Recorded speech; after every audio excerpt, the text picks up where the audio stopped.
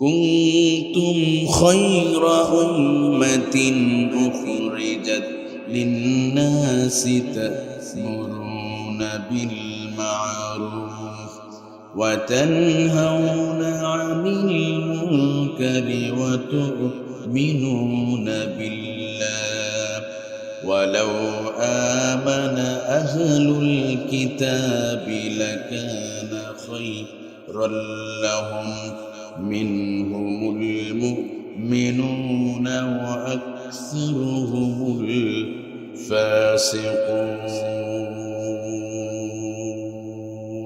الله أكبر আল্লাহ রাব্বুল আলামিন বলেন কুনতুম খায়রা উম্মাতিন উখরিজাত লিন-নাস আল্লাহ বলে বান্দারে তোমরা শ্রেষ্ঠ জাতি তোমাদেরকে শ্রেষ্ঠ করে পৃথিবীতে বানানো হয়েছে পাঠানো হয়েছে উখরিজাত লিন-নাস মানবতার কল্যাণের জন্য তোমাদেরকে পাঠানো হয়েছে you are the best nation তোমরা শ্রেষ্ঠ জাতি তোমাদের কাজ হলো দুইটা আল্লাহ তাআলা বলেন تأمرون بالمعروف وتنهون عن المنكر আল্লাহ বলেন তোমরা মানুষদেরকে সৎ কাজের আদেশ করবে আর অসৎ কাজে তোমরা মানুষদেরকে তোমরা নিষেধ করবে وتؤمنون بالله আর ঈমান আনবে কার উপরে আরো জোরে বলেন আমি এই অংশটা শুধু আপনাদেরকে নিতে চাই শুরুতেই আল্লাহ তাআলা বললেন তোমরা শ্রেষ্ঠ জাতি তোমাদেরকে বের করা হয়েছে উখরিজাত আই উযহিরাত তোমাদেরকে বের করা হয়েছে মানবতার কল্যাণের জন্য তোমাদের মিশন আর ভিশন হলো একটা সেটা কি তা'মুরুনা বিল মা'রুফ ওয়া তানহাউনা আনিল মুনকার আল্লাহ রাব্বুল আলামিন বললেন তোমাদের কাজ হলো একটা মানুষদেরকে তোমরা সৎ কাজের আদেশ দিবে আর অসৎ কাজে তোমরা নিষেধ করবে এই দুইটা কাজ নবীদের কাজ সুবহানাল্লাহ নবীরা পৃথিবীতে এসে তারাও কি করেছে মানুষদেরকে সৎ কাজের আদেশ দিয়েছে অসৎ কাজের নিষেধ করেছে এই কাজটার জন্য আল্লাহ তাআলা আমাদের সম্মান মর্যাদা আল্লাহ তাআলা বাড়িয়ে দিয়েছে সমাজে তিন শ্রেণী মানুষ আছে কয় শ্রেণী খেয়াল করবেন এই আয়াতের সাপোর্ট আমি বলছি আমাদের সমাজের ভিতরে তিন শ্রেণী মানুষ পাওয়া যাবে এক নম্বর হলো দেখবেন সৎ মানুষ ভালো মানুষ নিজে আল্লাহর হুকুম মেনে চলে এবং আল্লাহর বিধান মতে চলে অন্য মানুষকে চালানোর জন্য চেষ্টা করে দুই নম্বর হলো মন্দ মানুষ খারাপ মানুষ আল্লাহর হুকুম মানে না অন্য মানুষ যেন কোরআন না মানে দ্বীনের পথে না চলে সেই চেষ্টাটা করে দুই নম্বর গেল আর একটা গ্রুপ আছে আমাদের সমাজের ভিতরে নিজে মানে কিন্তু অন্য মানুষকে আল্লাহর পথে আহ্বান করে না তাহলে কয় শ্রেণী হলো এক শ্রেণী মানুষ যে কিনা নিজে আল্লাহর হুকুম মেনে চলে ভালো মানুষ ভদ্র মানুষ নিজে আল্লাহর হুকুম মেনে চলে অন্য মানুষ যেন কোরআনের পথে আসে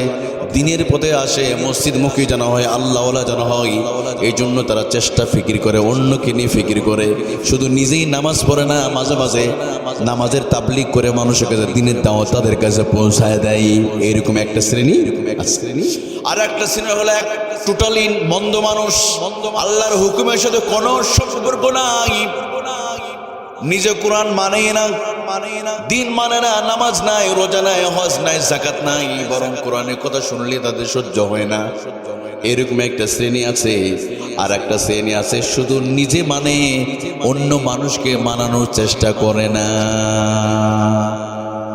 এবার আপনারা বলেন তো আল্লাহ এই আয়াতের ভিতরে আল্লাহ কাদেরকে শ্রেষ্ঠ বললেন প্রথম গ্রুপ যারা তাদের জন্যই কুনতুম খায়রা উম্মাহ এই শ্রেণী মানুষ হলো একটা ওই দলকে বলা হলো যে কিনা নিজে কোরআন মেনে চলে সমাজে অসঙ্গতি সীমালঙ্ঘন কোরআন বিরোধিতা আল্লাহ দুরিতা পছন্দ করে না তারা চায় আমাদের সমাজটা সোনালী সমাজে পরিণত হয়ে যাক তার নিজেও চুরি করে না অন্য মানুষকে চুরি করতেও নিজেরা মদ খায় না, অন্য মানুষকে মদ খেতে দিতে চায় না। নিজেরা দুর্নীতি করে না, অন্য মানুষকে দুর্নীতি করতেও দিতে চায় না। এই শ্রেণী মানুষদেরকে আমার আল্লাহ তাআলা আয়াতের ভিতরে আল্লাহ বলেন, কুনতুম খায়রা উম্মাতিন উখরিজাত লিন-নাসি তা'মুরুনা বিল মা'রুফি ওয়া তানহাউনা আনিল মুনকার। আল্লাহ রাব্বুল আলামিন ওই মানুষদেরকে বললেন, তোমরাই শ্রেষ্ঠ, তোম বেহতরিন উম্মত হও, তোমরাই রাসূলুল্লাহ শ্রেষ্ঠ উম্মত, যারা কিনা নিজের সঠিক পথে চলে, অন্য মানুষকে সঠিক পথে চলার জন্য প্রাণান্তকরভাবে চেষ্টা করে যায়। শুধু নিজেই কোরআন মানতে চায় না, অন্য মানুষকে কোরআন মানানোর চেষ্টা করে। এরকম মানুষের সংখ্যা কম না বেশি? খুব একটা বেশি নাই। মন্দ মানুষ যে কোরআন মানে না, দিন মানে না, নামাজ নাই, রোজা নাই, কোন সম্পর্ক নাই। আবার আরেকটা মানুষ নিজে শুধু কোরআন মানে, নিজে শুধু নামাজ পড়ে, হজ করে, যাকাত দেয়, কিন্তু চোর চুরি করলে হাত কাটতে হবে, এই বিধানটা কার্যকর হয়ে যাক, সে নিজে চায় না। এমন মানুষ আছে না নাই? নিজে হজ করে বাইতুল্লাহতে যায়, কিন্তু সে কখনো চায় না কোরআনুল কারীমটা পার্লামেন্টে চলে যায়। কেমন মুসলমান আছে না নাই? নিজে যাকাত দেয়, মাদ্রাসা দান করে, মাহফিলে আসে, কোরআন তেলাওয়াত করে, নিজের সন্তানকে মাদ্রাসায় দেয়, কিন্তু উনি কখনো চায় না কোরআনুল কারীমটা পার্লামেন্টে গিয়া অথবা কোরআনে আইন দিয়ে চোর চুরি করলে হাত কাটতে হবে, সুদ ঘুষ মদ ইয়াবা বাবা সব বন্ধ করতে হবে, এগুলো তার কোনো ফিকির। এবার আল্লাহ কে বলে দেখেন, রাসূলুল্লাহ সাল্লাল্লাহু আলাইহি তিরমিজির একটা হাদিসের মধ্যে বলেছেন এই তিন শ্রেণীর ভিতরে ওই দুই শ্রেণীর মানুষ উভয়ে ক্ষতিগ্রস্ত হবে। যে মন্দ মানুষ সে ধ্বংস হবে, আর যে শুধু নিজে আমল করে অন্য মানুষকে আমল করার চেষ্টা করে না, সেও ধ্বংস হয়ে যাবে। কারণ সে নিজে শুধু আমল করে, অন্য মানুষের চেষ্টা করে। হুযায়ফা রাদিয়াল্লাহু আনহু বর্ণিত হাদিস, নবীজি মুহাম্মদুর রাসূলুল্লাহ সাল্লাল্লাহু আলাইহি ওয়াসাল্লাম বলেন, আমার রাসূল সাল্লাল্লাহু আলাইহি ওয়াসাল্লাম আউলা ইয়ানতাহান্না, নবীজি বলেন, যারা কখনোই যারা কি করে, অন্য মানুষকে ভালো পথের দাওয়াত দেয় না, দ্বীনের পথে দাওয়াত দেয় না, মন্দ কাজে নিষেধ করে না, মন্দ কাজে নিষেধ করে না, ভালো কাজে আহ্বান করে না, রাসূলুল্লাহ সাল্লাল্লাহু আলাইহি ওয়াসাল্লাম বলেন তাদের জন্য আউয়া বাসাল্লাহু আযাবা, আল্লাহর পক্ষ থেকে তাদের জন্য আসমান থেকে গজব আল্লাহ তাআলা অবতীর্ণ করে দিবে। শুধু নিজে নামাজ পড়লে হবে না, নিজে জিকির আজকার করলেন ঠিক আছে, কিন্তু অন্য মানুষের জন্য যখন ফিকির করবেন না, আল্লাহ ওই সমাজে যখন গজব দেবে, সবাইকে একসাথে আল্লাহ তাআলা শেষ করে দিবে। এই জন্য আমার প্রিয় ভাইয়েরা, তাহলে আমরা পরিষ্কার হয়ে গেল তিন শ্রেণীর ভিতরে আমরা কোন শ্রেণীর মধ্যে থাকতে চাই। যেই শ্রেণী মানুষ নিজে ভালো থাকবে, কোরআন মেনে চলবে, অন্য মানুষকে কোরআন মেনে চলার চেষ্টা। তবে এইটা আপনি একা চাইলে পারা যাবে না। আপনি একা চাইলে সমাজের মধ্যে ঘুষ আপনি নিষিদ্ধ করতে পারবেন না। আপনি একা চাইলে এই ভোলার জমিনে মদ নিষিদ্ধ করতে পারবেন না। আপনি কিছু মানুষ মিলে বসে কোনোদিন আপনি এইরকমভাবে জিনা নিষিদ্ধ করতে পারবেন না, যতক্ষণ না পর্যন্ত এই কোরআনুল কারীমটা সমষ্টিগত যদি আমরা যদি পার্লামেন্টে নিতে পারি, আমরা যদি সংখ্যাগরিষ্ঠভাবে যদি দ্বীনের কোরআনের আয়াত মেনে যদি চলতে পারি, কোরআনে বিল যদি আনতে পারি, তাহলে আমাদের পক্ষে সম্ভব। কারণ আল্লাহ সূরা হজের মধ্যে আল্লাহ এই আয়াতের ব্যাখ্যা করতে গিয়ে আমার আল্লাহ তাআলা সুন্দর করে ওখানে বলছেন, আল্লাযীনা ইম্মাক্কান্নাহুম ফিল আরদি ইয়াকামুস সালাতা ওয়া আতাউয যাকাতা ওয়া আমারু বিল মা'রুফ। এখানে এসেছে ওয়া আমারু বিল মা'রুফ ওয়া নাহাউ আনিল মুনকার। ঘোষণা টাকা একটু আসতে বলেন, ঘোষণা কার? আল্লাহ রাব্বুল আলামিন বলেন, ইমানদাররা যখন পার্লামেন্টে চলে যাবে বা ক্ষমতা পেয়ে যাবে বা খেলাফতের দায়িত্ব পেয়ে যাবে, দায়িত্ব পাওয়ার পরে তারা কোরআন দিয়ে রাষ্ট্র চালাবে। প্রথমে বিল আনবে, তারা নামাজকে এস্টাবলিশ করবে, নামাজকে প্রতিষ্ঠা করবে, যাকাত প্রতিষ্ঠা করবে। এরপর আল্লাহ বলেন, তা'মুরুনা বিল মা'রুফি ওয়া তানহাউনা আনিল মুনকার। এরপর এরপর আমার আল্লাহ বললেন, নামাজ আর যাকাত প্রতিষ্ঠা করার পরে সমাজের মধ্যে যত অসঙ্গতি আছে, কোরআন বিরোধী আল্লাহ দুরিতা যত কাজগুলো আছে, এগুলো বন্ধ করার জন্য প্রাণান্ত করবে, চেষ্টা করে যাবে, খারাপ কথা মানুষকে নিষেধ করবে।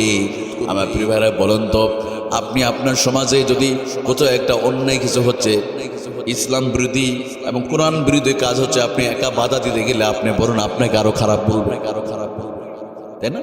নিষেধ করবে, আপনি বলবেন। এই জন্য এইটাকে কোথায় নিতে হবে? ওই চেয়ারে নিয়ে যাওয়া লাগবে। এই জন্য রাসূলুল্লাহ সাল্লাল্লাহু আলাইহি ওয়াসাল্লাম আল্লাহর কাছে নিজেই তিনি ক্ষমতা চেয়ে নিয়েছেন। সুবহানাল্লাহ বলেন। আমার নবী নিজে ক্ষমতা চেয়ে নিয়েছেন, কারণ 17 বছর বয়স থেকে আমার নবীর সমাজ থেকে অন্যায় রাহাজানি দূর করার জন্য তিনি চেষ্টা করে গিয়েছে। যখন তিনি নবী হয় নাই তখন থেকে আমার নবী এই সমাজের মধ্যে তা'মুরুনা বিল মারুফ ওয়া তানহাউনা আনিল মুনকার, এই দুইটা কাজ আমার নবী তখন করে গেছে।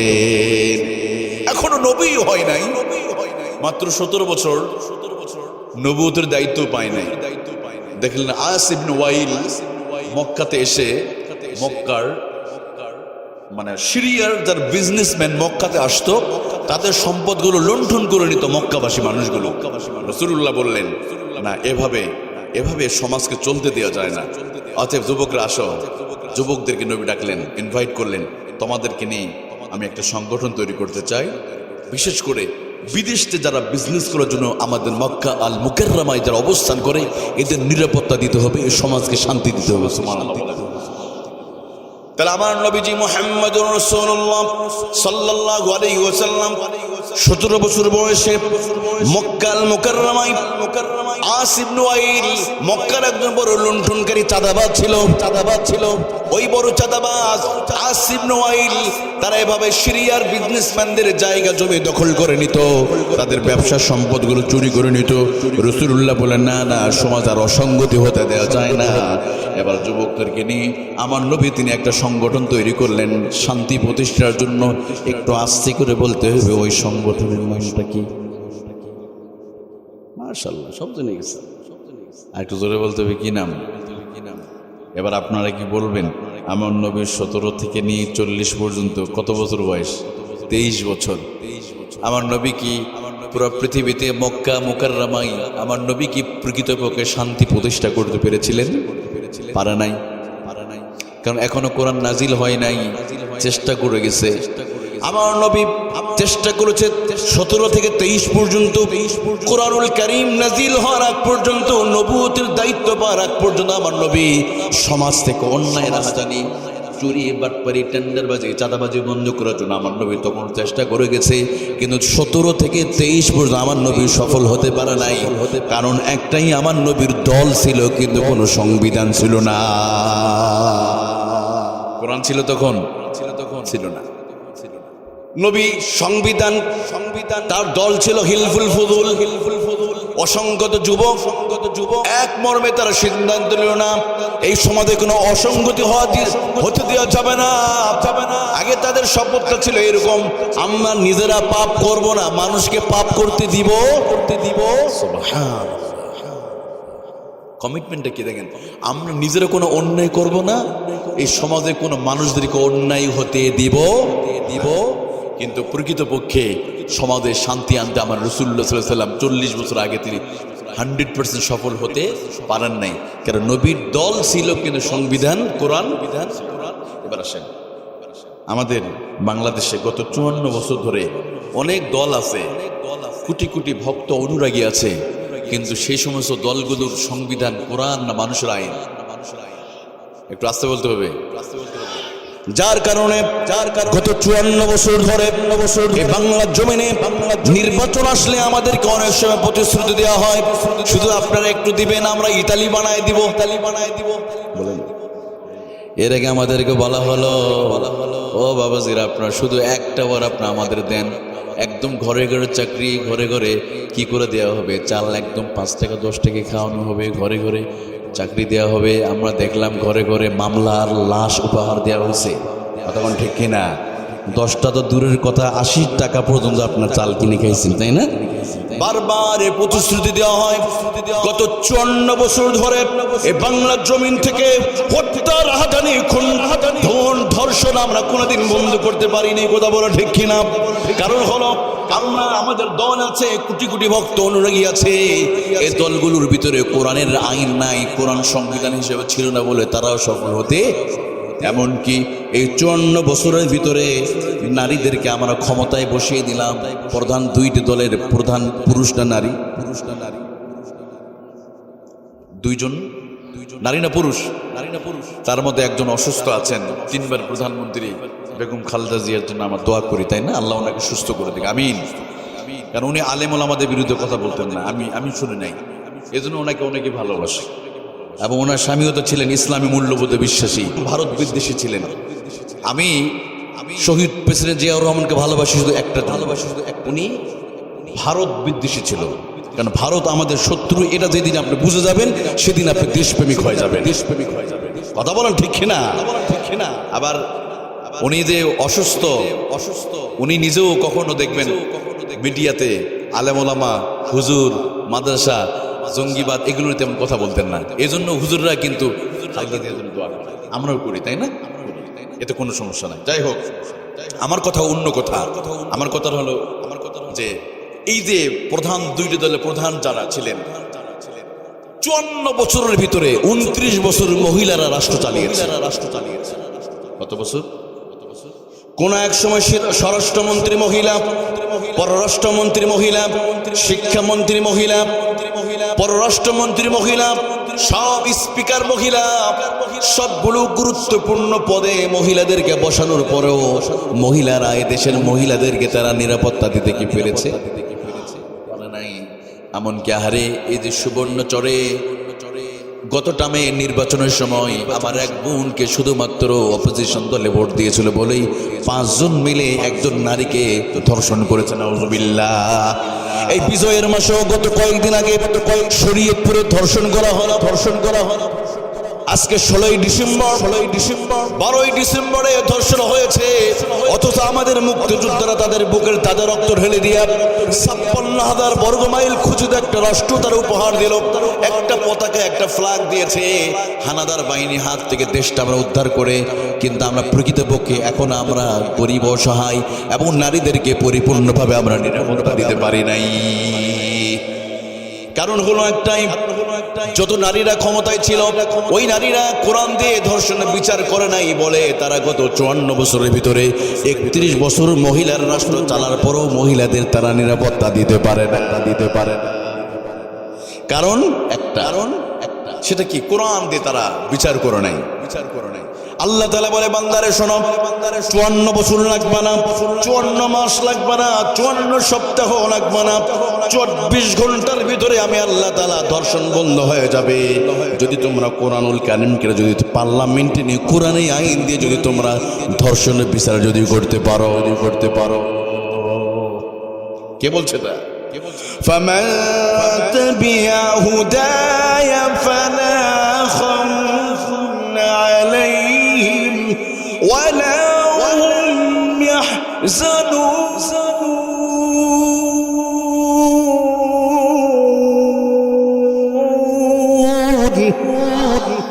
আল্লাহ রাব্বুল আলামিন বলেন, ফামান তাবিয়া হুদায়া ফালা খাউফুন আলাইহিম ওয়ালা হুম ইয়াহজানুন। আরে কোরআনুল কারীম আর একটা নাম হল হুদা। যদি তোমরা এই হুদা নামক কিতাব থেকে শিক্ষা নিয়ে ব্যক্তি সমাজ জীবন যদি তোমরা পরিচালনা করতে, আমার আল্লাহ বলেন, লা খাউফুন আলাইহিম ওয়ালা হুম ইয়াহজানুন। কোনো ভয় থাকবে না দুনিয়াতে আখিরাতে। লা খাউফুনের মাল মুরাদু লা খাউফুন এর ব্যাখ্যা করতে গিয়ে হাফেজ ইমামউদ্দিন ইবনে কাসির বলেন, কিসের ভয় থাকবে না? লা খাউফুন আলাইহিম এর ব্যাখ্যায় তিনি বলেন, দোকানগুলো খোলা থাকবে, নারীরা বাধাহীন চিত্তে চলাফেরা করবে, কেউ কোনো কটু কথা বলার কেউ সাহস পাবে। কারণ কোরআন যখন প্রতিষ্ঠিত হয়ে যাবে, মানুষ তো দূরের কথা, কুকুর বিড়ালের নিরাপত্তা তখন নিশ্চিত হয়ে যাবে। মানুষ তো দূরের কথা, একটা প্রাণীও তার বেঁচে থাকার অধিকার পেয়ে যাবে যদি কোরআন জায়গা মতো চলে যায়। অর্থাৎ ওমরের জামানায় ওনার রাজত্ব এরিয়া ছিল 12 লক্ষ বর্গ মাইল, আর আমাদের এরিয়া আজ কতটুকু? 56,000 বর্গ মাইল। ছোট একটু জায়গা, মানচিত্রের ভিতরে বাংলাদেশ অনেক খুঁজে পাওয়া যায় না, অনেক ভালো করে দেখতে হয়। এত ছোট একটু এরিয়া, এত ছোট জায়গার ভিতরে 54 বছরের ভিতরে 54 বছরে আমরা 56,000 বর্গ মাইলের ভিতরে নারীদেরকে নিরাপত্তা দিতে পারলাম না, মানুষের নিরাপত্তা দিতে পারে নাই। আর হযরত ওমর 1400 বছর আগে 12 লক্ষ বর্গ মাইলের ভিতরে ওমর ঘোষণা করলো, আমার এই রাজত্বের ভিতরে ওই ফুরাত নদীর কোন প্রান্তরে একটা কুকুর যদি না খেয়ে মারা যায়, ওমরকে আল্লাহর সামনে, আল্লাহর আদালতে ওমরকে দাঁড়াতে হবে। ওটা কোন সমাজ? যে সমাজে একটা কুকুরের বেঁচে থাকার অধিকার ছিল। আর আজকে মানুষের অধিকার আছে? নাই। আজকে মানুষ তো এতটা আমরা নিচে চলে গিয়েছি যে প্রাণীদের চাইতে নিচে চলে গেছে। একটা কুকুর কুকুরকে মারে না, একটা বিড়াল বিড়ালকে হত্যা করে না, সাপ সাপকে হত্যা করে না, বাঘ বাঘকে হত্যা করে না, সিংহ সিংহকে হত্যা করে না, মুরগি মুরগিকে জবাই করে না, বিড়াল বিড়ালকে জবাই করে না, হাঁস হাঁসকে জবাই করে না। আহারে না, মানুষ আশরাফুল মাখলুকাত, যে আয়াত আমি বললাম শ্রেষ্ঠ জাতি হওয়ার পরে মানুষ মানুষকে মেরে কেটে টুকরো টুকরো করে বস্তাবন্দি করে নদীতে ফেলে দেয়। কতটা নিচে চলে গেছে আমরা। অর্থাৎ প্রাণীদের ভিতরে শান্তি আছে, ওদের মধ্যে কোনো সমস্যা? কারণটা হলো আফগায়রা দীনিল্লাহি ইয়াবগুনা ওয়া লাহু আসলামা মান ফিস সামাওয়াতি ওয়াল আরদি তাওআন ওয়া কারহা। আল্লাহ রাব্বুল আলামিন বলেন, আকাশে জমিনে যত প্রাণী আছে, যা কিছু আছে, ইচ্ছায় অনিচ্ছায় তারা হুকুম মানে কার? আর একটু আসতে বলেন। তাহলে আকাশে এই যে আপনাদের পাশেই অথই জলরাশি, এই বঙ্গোপসাগর চলে এসেছে, বেশি দূর নয়। এই যে অথই জলরাশি, এই পানির নিচে আছে দেখবেন কত মাছ, মেঘনা নদীর মাছ, যমুনা নদীর মাছ, বঙ্গোপসাগরের মাছের সাথে কি কোনোদিন এমন হলো যে মেঘনা নদীর মাছ আর যমুনা নদীর মাছের মাঝে কোনোদিন মাছ ঝগড়া হয়েছে? তার মানে ওই পানির নিচে, অথই জলরাশির নিচে ওই প্রাণী মাছের ভিতরে শান্তি আছে, কোনো মারামারি নাই, কোনো সাফাত ফাসা করতে মানাই, কেউ কারো মামলা দেয় না, কেউ কারো হত্যা করে না, কেউ কারো জায়গা দখল করে না, কেউ কারো টিউবওয়েলে পানি বন্ধ করে না। কিন্তু আমরা মানুষ আশরাফুল মাখলুকাত হওয়ার পরে কয়েকটা দিন পৃথিবীতে থাকবো, এরপর আমরা মানুষ মানুষের জায়গা দখল করে নেই। আপনাদের ভোলাতে নাই এরকম, কিন্তু আছে না নাই? পেশি শক্তি দিয়ে অন্যের জায়গা দখল করে, অথচ উনি থাকবে না, কোথায় যাবে? আমরা এখানে যারা আছি আগামী 40 বছরের ভিতরে আমরা একটা মানুষ থাকবো। 40 তো দূরের কথা, 30 বছরের ভিতরে 90% মানুষ আমরা কবরে চলে যাব। আমিও চলে যাব, আপনারাও যাবেন, কেউ আমরা থাকবো। কয়েকদিন আগে গাইবান্ধা, আমার ওই দিন প্রোগ্রাম ছিল সম্ভবত খুলনাতে, লাইফে দেখেছেন একজন বক্তা কোরআনের কথা বলতে বলতে জায়গাতেই তিনি মারা গেলেন। এই ভিডিওটা কি দেখেছেন কেউ? ওনাকে দেখছি। মৃত্যু কত নিকটে, কত কাছে, আমাদের মৃত্যু কত কাছে। আহারে, কবর রেডি হয়ে আছে, এরপর মানুষ হিংস্র জানোয়ারকে হার মানিয়ে ফেলে, সামান্য একটা স্বার্থের জন্য মানুষ মেরে ফেলে। ভিন্ন মত, ভিন্ন তরিকার, ভিন্ন মার্কা, বাস তার সাথে সম্পর্ক আছে না? অথচ বলেন তো, আমাদের চামড়া কেটে ফেলে রক্তের কালারটা কি? সবার কালার লাল। আপনি তরমুজ পার্টি করেন, তরমুজ পার্টি আর বাঙ্গি পার্টি, দুজনের রক্ত কি আলাদা? আপনি যেই ধর্মের হন, হিন্দু হোক আর খ্রিস্টান, বৌদ্ধ, বুদ্ধিস্ট, যেই হোক না কেন, সবার রক্তের কালার কি? লাল। আমাদের কাপড়ের কালার কোনো পরিবর্তন নাই। এমন না উনি হলো বাঙ্গি পার্টি, তার কাফনের কাপড়টা হবে লাল কালারের। তবে হ্যাঁ, কিছু ভণ্ড গ্রুপ আছে যাদের জানাজা ওরা নিজেরাই পড়ে, ওজনে গোসল নাই, নামাজও পড়ে না, কোরআনের সাথে সম্পর্কও নাই। ওরা কি করে, ওদের ওই ভণ্ড দিয়ে ওদেরকে জানাজা পড়ায় আছে। এরকম কিছু আছে, লাল শালু দিয়া করে। আল্লাহ হেদায়েত দান করুক, সবার জন্য আমরা দোয়া করি, তাই না? কিন্তু আমি বলছিলাম আমাদের কাফনে কাপড় কালার সাদা, কবর 3.5 হাত, কোনো পার্থক্য নাই। সব কিছু এক, খাবার পদ্ধতি এক, কথা বলার পদ্ধতি এক, কথা শোনার পদ্ধতি এক। আপনি যেই দল করেন না কেন খাবার সময় এইভাবে খেতে হবে, না আপনি রাগ করেন না, উনি এদিকে খেলে করেন, আমি পিছন দিতে খাবো, একটু রাগ করা যায় না? একটু মাঝে মধ্যে রাগ করে, অমুক দল এটা করছে কেন, বাস আমাদের এটা প্রতিশোধ দিতে না। প্রিয় ভাইরা, এটা ইসলাম নয়, ইসলাম এটা শিখায় না। তা আমি বলছিলাম, আপনাদের মনে আছে কিনা জানি না, নবী মুহাম্মদুর রাসূলুল্লাহ সাল্লাল্লাহু আলাইহি ওয়াসাল্লাম তিনিও 17 থেকে 23 কোরআন নাজিল হওয়ার আগ পর্যন্ত আমার নবী সমাজ থেকে অসঙ্গতি দূর করার জন্য, অন্যায় রাহাজানি দূর করার জন্য আমার নবী চেষ্টা করেছে, কিন্তু আমার নবীও সঠিকভাবে তিনি সফল হতে পারে নাই। এবার আল্লাহ তাআলা যখন নবীর উপর কোরআন নাজিল করে দিল, যখন কোরআন নাজিল হওয়া শুরু করলো, এবার আমার নবী আস্তে আস্তে সমাজের ভিতরে অন্যায় দূর হতে শুরু করেছে। আমার নবী নিজেও তিনি আল্লাহর কাছে ফরিয়াদ করে বলে, আল্লাহ তাআলা এভাবে আর চলবে না। দীর্ঘদিন আমি তাবলীগের কাজ করলাম, দিন প্রচারের কাজ করলাম, কিন্তু তুমি আমারে সুলতানান নাসিরা আমারে বানায় দাও, রাষ্ট্র ক্ষমতা আমারে দাও। দেখো কিভাবে সমাজ থেকে অন্যায় দূর করতে হয়। নবীজি দোয়া করলেন, বনি ইসরাঈলের মধ্যে এসেছে, রব্বি আদখিলনি মুদখালা সিদকিন ওয়া আখরিজনি মুখরাজা সিদকিন ওয়াজআল লি মিন লাদুনকা সুলতানান নাসীরা। আল্লাহু আকবার। নবীজি দোয়া করলেন, আল্লাহ তাআলা 17 থেকে 23 পর্যন্ত চেষ্টা করলাম, সফল হতে পারি নাই।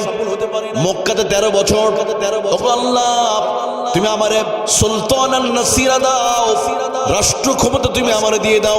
এবার আল্লাহ রাব্বুল আলামিন রাসূলুল্লাহকে মদিনা নামক একটা রাষ্ট্রের কর্তৃত্ব রাসূলুল্লাহ হাতে আমার আল্লাহ তাআলা দিয়ে দিলেন। এবার নবী মদিনায় আসার পরে একটা করে আয়াত নাজিল হয়ে যায়, একটা করে সমাজ থেকে অন্যায় দূর হয়ে যায়। এতদিন পারলো না, কারণটা হলো তখন কোরআন ছিল না, তখন সংবিধান ছিল না। কোরআন নাজিল হয়েছে, একটা করে আয়াত নাজিল হয়, একটা করে অপরাধ সমাজ থেকে চলে যায়। ঠিক তেমনি 54 বছর কেন 100 বছর ধরে যদি বাংলাদেশে যদি এভাবেই যদি এই ব্রিটিশের আইন দিয়ে যদি চলতে থাকে, 100 বছর চললেও এই সমাজ থেকে নারীদের অধিকার নিশ্চিত হবে না, গরিবদের গরিব অসহায়দের অধিকার নিশ্চিত হবে না। একদল 10 তলায় আর একদল গাছতলায় থাকবে, বৈষম্য তো থাকবে, চরমভাবে বৈষম্য থাকবে। তবে হ্যাঁ, আমার আল্লাহ বলে, বান্দারে শোনো শোনো, তোমরা আল্লাহর আইন দিয়ে যদি চলতে পারো, আল্লাহ বলেন আমি আল্লাহ তোমাদেরকে বলে দিলাম সমাজের ভিতরে কোনো অসঙ্গতি থাকবে। এখন কেউ যদি বলে এই আধুনিক যুগে হুজুর আমার নামাজ পড়বো, যাকাত দিব, বাইতুল্লাহতে গিয়ে হজ করবো, কিন্তু আমরা কোরআনের আইন, খেলাফতের আইন, শরিয়া আইন বিশ্বাস করি না, তাহলে কি উনি ওই 3 শ্রেণীর ভিতরে কয় নম্বরে চলে গেছে? 3 নম্বরে। ক্ষতিগ্রস্ত কিন্তু 2টা হবে। কোনটা? যে একদম মন্দ মানুষ, আল্লাহর হুকুম মানেই না, আর যে মানে হজ করে, যাকাত দেয়, মাঝে মাঝে মাথায় টুপিও পরে, বিভিন্ন জায়গায়ও যায়, কিন্তু নিজে কোরআন মানে, অন্য মানুষকে মানানোর চেষ্টা করে না। এই 2টাই ধ্বংস হয়ে যাবে। কে বলেছে? এখন কেউ যদি বলে, এই আধুনিক যুগে আমরা কোরআনে আইন মানি না, তার কি ঈমান থাকবে? আরেকটু আসতে বলেন, তারা আবার শুনতে পাবে। আরেকটু আসতে বলেন। যদি কেউ বলে কোরআন মানি না, কোরআনে আইন এই যুগে চলবে না, আধুনিক যুগে হাত কাটা আইন বিশ্বাস করি না, আচ্ছা বলেন তো, ইসলাম ধর্মে টয়লেটে যাওয়ার নীতিমালা আছে না নাই? একটা মানুষ বাথরুমে গেলে বা ওয়াশরুমে যদি যান, কোন পা দিয়ে প্রবেশ করতে হয়? বাম পা। বের হওয়ার সময় ডান পা। যে ইসলামে বাথরুমে যাওয়ার নীতিমালা যদি ইসলাম বলে দিতে পারে, ওই ইসলামে মনে হয় রাষ্ট্র চালার নীতিমালা মনে হয় ইসলামের ভিতর নাই। এই জন্য আব্রাহাম লিঙ্কন, লেনিন, কালমাস তথাকথিত ওই বুদ্ধিজীবীদের কাছ থেকে পরামর্শ নিয়ে মনে হয় রাষ্ট্র চালাতে হবে। ইসলাম এতটাই অসহায়, এতটাই গরিব, এতটাই ভঙ্গুর একটি ধর্ম যার রাষ্ট্র চালার নীতিমালা নাই। অথচ যে ইসলামের টয়লেটে যাওয়ার নীতিমালা আছে, ওই ইসলামে রাষ্ট্র চালার নীতিমালাও কোরআন সবচেয়ে বেশি সুন্দর করে দিয়েছে। কোরআনের মতো এত সুন্দর সমাজ কেউ এই ইতিহাসে দিতে পারে না, যেটা আমার রাসূলুল্লাহ সাল্লাল্লাহু আলাইহি ওয়াসাল্লাম করেছেন। আমরা তো হিংসার উৎপাদন করি, একটা দল ক্ষমতায় গেলে তখন সে বাঘের মতো মনে করে আমি বাঘ হয়ে গেলাম, কিন্তু কিছুদিন পর আবার বিড়াল হয়ে যাবে, আবার পালানো জায়গা পাবে না, এরকম হয় না? কিন্তু রাসূলুল্লাহ সাল্লাল্লাহু আলাইহি ওয়াসাল্লাম ক্ষমতা পেয়ে বিড়াল হয়ে গেছেন। মানে কি, ক্ষমতা পেয়ে তিনি মাফ করে দেন সাধারণ মানুষের চলাফেরা, কোনো প্রতিশোধ নয়। লা তাসরিবা আলাইকুমুল ইয়াউম। আর আমরা খোটায় কে কত বছর আগে চুরি, কে কত বছর পাপ করছে, ওইটা নিয়ে এসে আমরা কি নতুন টেকিং করি। মানে হিংসা উৎপাদন চলে আমাদের সমাজের ভিতরে। আমার রাসূল কি করছে দেখেন, একটু খেয়াল করেন। রাসূলুল্লাহকে মক্কা থেকে বের করে দেওয়া হলো, তাই না? তিনি চলে গেলেন মদিনায়। 8ম হিজরিতে 10,000 সাহাবী নিয়ে মক্কা বিজয় করলেন। মক্কার কাফেররা তারা মক্কা থেকে পালিয়ে যাওয়ার জন্য সমস্ত প্রস্তুতি নিয়ে ফেলেছে। আজকে শেষ, আমাদের মুহাম্মদ শেষ করে ফেলেছে। নবীজি মুহাম্মদুর রাসূলুল্লাহ সাল্লাল্লাহু আলাইহি ওয়াসাল্লাম তিনি চেষ্টা করে তিনি সফল হতে পারেন নাই। কারণ হলো তিনি কোরআন তখন নাজিল হয় না, কোরআন নাজিল হওয়ার পর নবীজি সহজ হয়ে গেল। সুবহানাল্লাহ বলেন। তাহলে আমাদের সমাজেও যদি কেউ বলে কোরআন এই যুগে মানব না, আমরা এই আইন কোরআনের খিলাফতের আইন অথবা খিলাফত ব্যবস্থা, কোরআনের আইনের ব্যবস্থা পছন্দ হয় না, তাহলে তার ঈমান থাকবে? একটু আস্তে করে বলেন। ঈমান থাকবে না, মুসলমান বলা যাবে না। আমার নবীজি মক্কায় চলে আসলে মক্কা বিজয় হয়ে গেল। এবার দেখো রাসূলুল্লাহ, মক্কার মানুষগুলো মক্কা থেকে পালিয়ে যাওয়ার প্রস্তুতি নিল। কারণ দীর্ঘদিন ধরে রাসূলুল্লাহর উপর আঘাত এসেছে, আমার নবীর উপর জুলুম আর নির্যাতন চলেছে। নবীজি মুহাম্মদুর রাসূলুল্লাহ সাল্লাল্লাহু আলাইহি ওয়াসাল্লাম এবার মক্কা বিজয় করে মক্কাতে আসার পরে তিনি কি করলেন? প্রতিশোধ নিয়েছিলেন। কোনো প্রতিশোধ নাই। সুবহানাল্লাহ বলেন না। অথচ যেই মক্কাবাসী আহারে আমার নবীকে হত্যা করা এমনকি প্রস্তুতি নিয়েছে, নবীকে জবাই করার জন্য নবীর হুজরাতে পর্যন্ত তারা ঘেরাও করেছিল। নবীজিকে শান্তিতে থাকতে দেয় নাই মক্কার ভিতরে। আমার নবী চলে গেলেন মদিনায়। 10,000 সাহাবী নিয়ে মক্কা বিজয় করলেন। এবার মক্কার কাফেররা ভয় পেয়ে গেল। সবাই নিজ নিজ জায়গা থেকে পালাও, যার যার জায়গা থেকে পালাও বলে সবাই গাট্টি বুঝকা বাজানো শুরু করেছে। কারণ মুহাম্মদ ক্ষমতা পেয়ে গেছে, আমাদের কাছে শেষ করে ফেলবে। এবার দেখেন আমার রাসূলুল্লাহ সাল্লাল্লাহু আলাইহি ওয়াসাল্লাম এমন কি দেখেন নবী কি করলেন। এবার নবী মক্কাতে আসার পরে 10,000 সাহাবী নিয়ে সমস্ত মক্কাবাসীদেরকে লক্ষ্য করে রাসূলুল্লাহ একটা বক্তব্য দিলেন। ও মক্কাবাসীরা শোনো, তোমরা হয়তো অনেকে প্রস্তুতি নিয়ে ফেলেছো, শোনো আমি রাসূলুল্লাহ তোমাদের ঘোষণা দিলাম, লা তাসরিবা আলাইকুমুল ইয়াউম ইযহাবু ওয়া আনতুমুত তুলাকা। আমি রাসূলুল্লাহ ঘোষণা করলাম, লা তাসরিবা আলাইকুমুল ইয়াউম, আজকের দিনে কোনো প্রতিশোধ নয়। ইযহাবু ওয়া আনতুমুত তুলাকা, আমি রাসূলুল্লাহ তোমাদেরকে স্বাধীন করে দিলাম। এতদিন তোমরা যারা আমার উপর জুলুম করেছো, আমাকে তারা হত্যার প্ল্যানিং করেছিল। আবু সুফিয়ান তুমি তোমার ঘরে নিরাপদ, আবু সুফিয়ান তোমারে পালাতে হবে না। ইতিমধ্যে আবু সুফিয়ান পালানোর জন্য প্রস্তুতি নিয়ে ফেলেছে। অন্যদিকে ওয়াহশী যে কিনা রাসূলুল্লাহ চাচাকে হত্যা করেছিল, সেও গাট্টি বুসকা নিয়ে চলে গেছে সীমান্ত এলাকায়। আরব সাগর পার হয়ে চলে যাবে, কারণ জাজিরাতুল আরবের চতুর্দিকে শুধু নদী আর নদী। এই শহরটা এমন, আরব শহরটা এমন যে চতুর্দিকে এরকম নদী, এদিকে আপনাদের ভোলার মতো, ভোলার চতুর্দিকে কি আছে? নদী না? আপনারা কিন্তু সেফ, নিরাপদে আছেন, আপনারা অনেকটা নিরাপদে আছেন। ঠিক জাজিরাতুল আরব, ইব্রাহিম আলাইহিস সালাম দোয়া করে, আল্লাহ তুমি বালাদান হ্যাঁ আমিনা অরজুক আহলা, তুমি এই শহর নিরাপদ শহর বানিয়ে দাও, আর আমাদেরকে ফল ফলারিতে তুমি রিজিক দিবা। আল্লাহ তাআলা এই জন্য এমনভাবে এই জাজিরাতুল আরব, সৌদি, কুয়েত, কাতার, বাহরাইন এই দেশগুলোকে এমনভাবে আল্লাহ তৈরি করেছে, দেখুন চতুর্দিকে সাগর। তো অন্যদিকে দিতে এই সাগর পার হতে হবে। ওয়াহশী মানে গাট্টি বসকানে মাথায় এরকম চাদর দিয়ে মুখটা ঢেকে এবার পালাইছে। কারণ মুহাম্মদ সাল্লাল্লাহু আলাইহি ওয়াসাল্লাম মক্কার নেতৃত্ব আর কর্তৃত্ব পেয়ে গেছে, আজকে আমাকে শেষ করে ফেলবে। কারণ ওয়াহশী চলে যাচ্ছে ওইদিকে। এদিকে রাসূলুল্লাহ সাল্লাল্লাহু আলাইহি ওয়াসাল্লাম ঘোষণা করলেন, ও মক্কাবাসীরা শোনো, আমি রাসূলুল্লাহ ঘোষণা করলাম, লা তাসরিবা আলাইকুমুল ইয়াউম ইযহাবু ওয়া আনতুমুত তুলাকা, তোমাদেরকে স্বাধীন করে দেওয়া হলো, কোনো প্রতিশোধ নয়। এবার মক্কাবাসীর ভিতরে আনন্দের হুল্লোড় শুরু করলো, সবাই আনন্দ উল্লসিত হয়ে গেল। যেই মানুষগুলো মক্কা থেকে পালানোর চেষ্টা করেছিল ওই মানুষগুলো আবার তাদের চেহারার মধ্যে আনন্দ উল্লাস বয়ে আসলো। এবার তারা সিদ্ধান্ত নিল আর দেরি নয়, যেই মোহাম্মদ রসুলুল্লাহকে এত কষ্ট দিয়েছিলাম তিনি ক্ষমতা পাওয়ার পর আমাদের মাফ করে দিল, আর দেরি নয় এই মুহূর্তে মোহাম্মদের হাতে হাত রেখে কালিমা পড়ে মুসলমান হয়ে যেতে চায়। ইতিহাস বলে সিরাত ইবনে হিশামের ভিতরে এসেছে, ওই একদিনে যখন রাসূলুল্লাহ সাধারণ ক্ষমা ঘোষণা করলেন, এক ক্ষমা ঘোষণার পরে 1000 কাফের মুহূর্তের ভিতরে কালিমা পড়ে মুসলমান হয়ে যায়। সবাই লাইন ধরে আসতেছে, আবু সুফিয়ান, মুগিরা সবাই কি এইভাবে সিরিয়াল ধরে আসছে রাসূলুল্লাহর সামনে। আমি তো মুসলমান বানিয়ে দেন, আমরা ভুল করেছি, আমরা বুঝি নাই আপনাকে অনেক অন্যায় করেছি, নবী আপনি মাফ করে দেন। সুবহানাল্লাহ বলেন। ওই সময় ইয়েমেনের একটা কাফেলা দল মক্কা ভ্রমণ এসেছিল বাইতুল্লাহ দেখবে।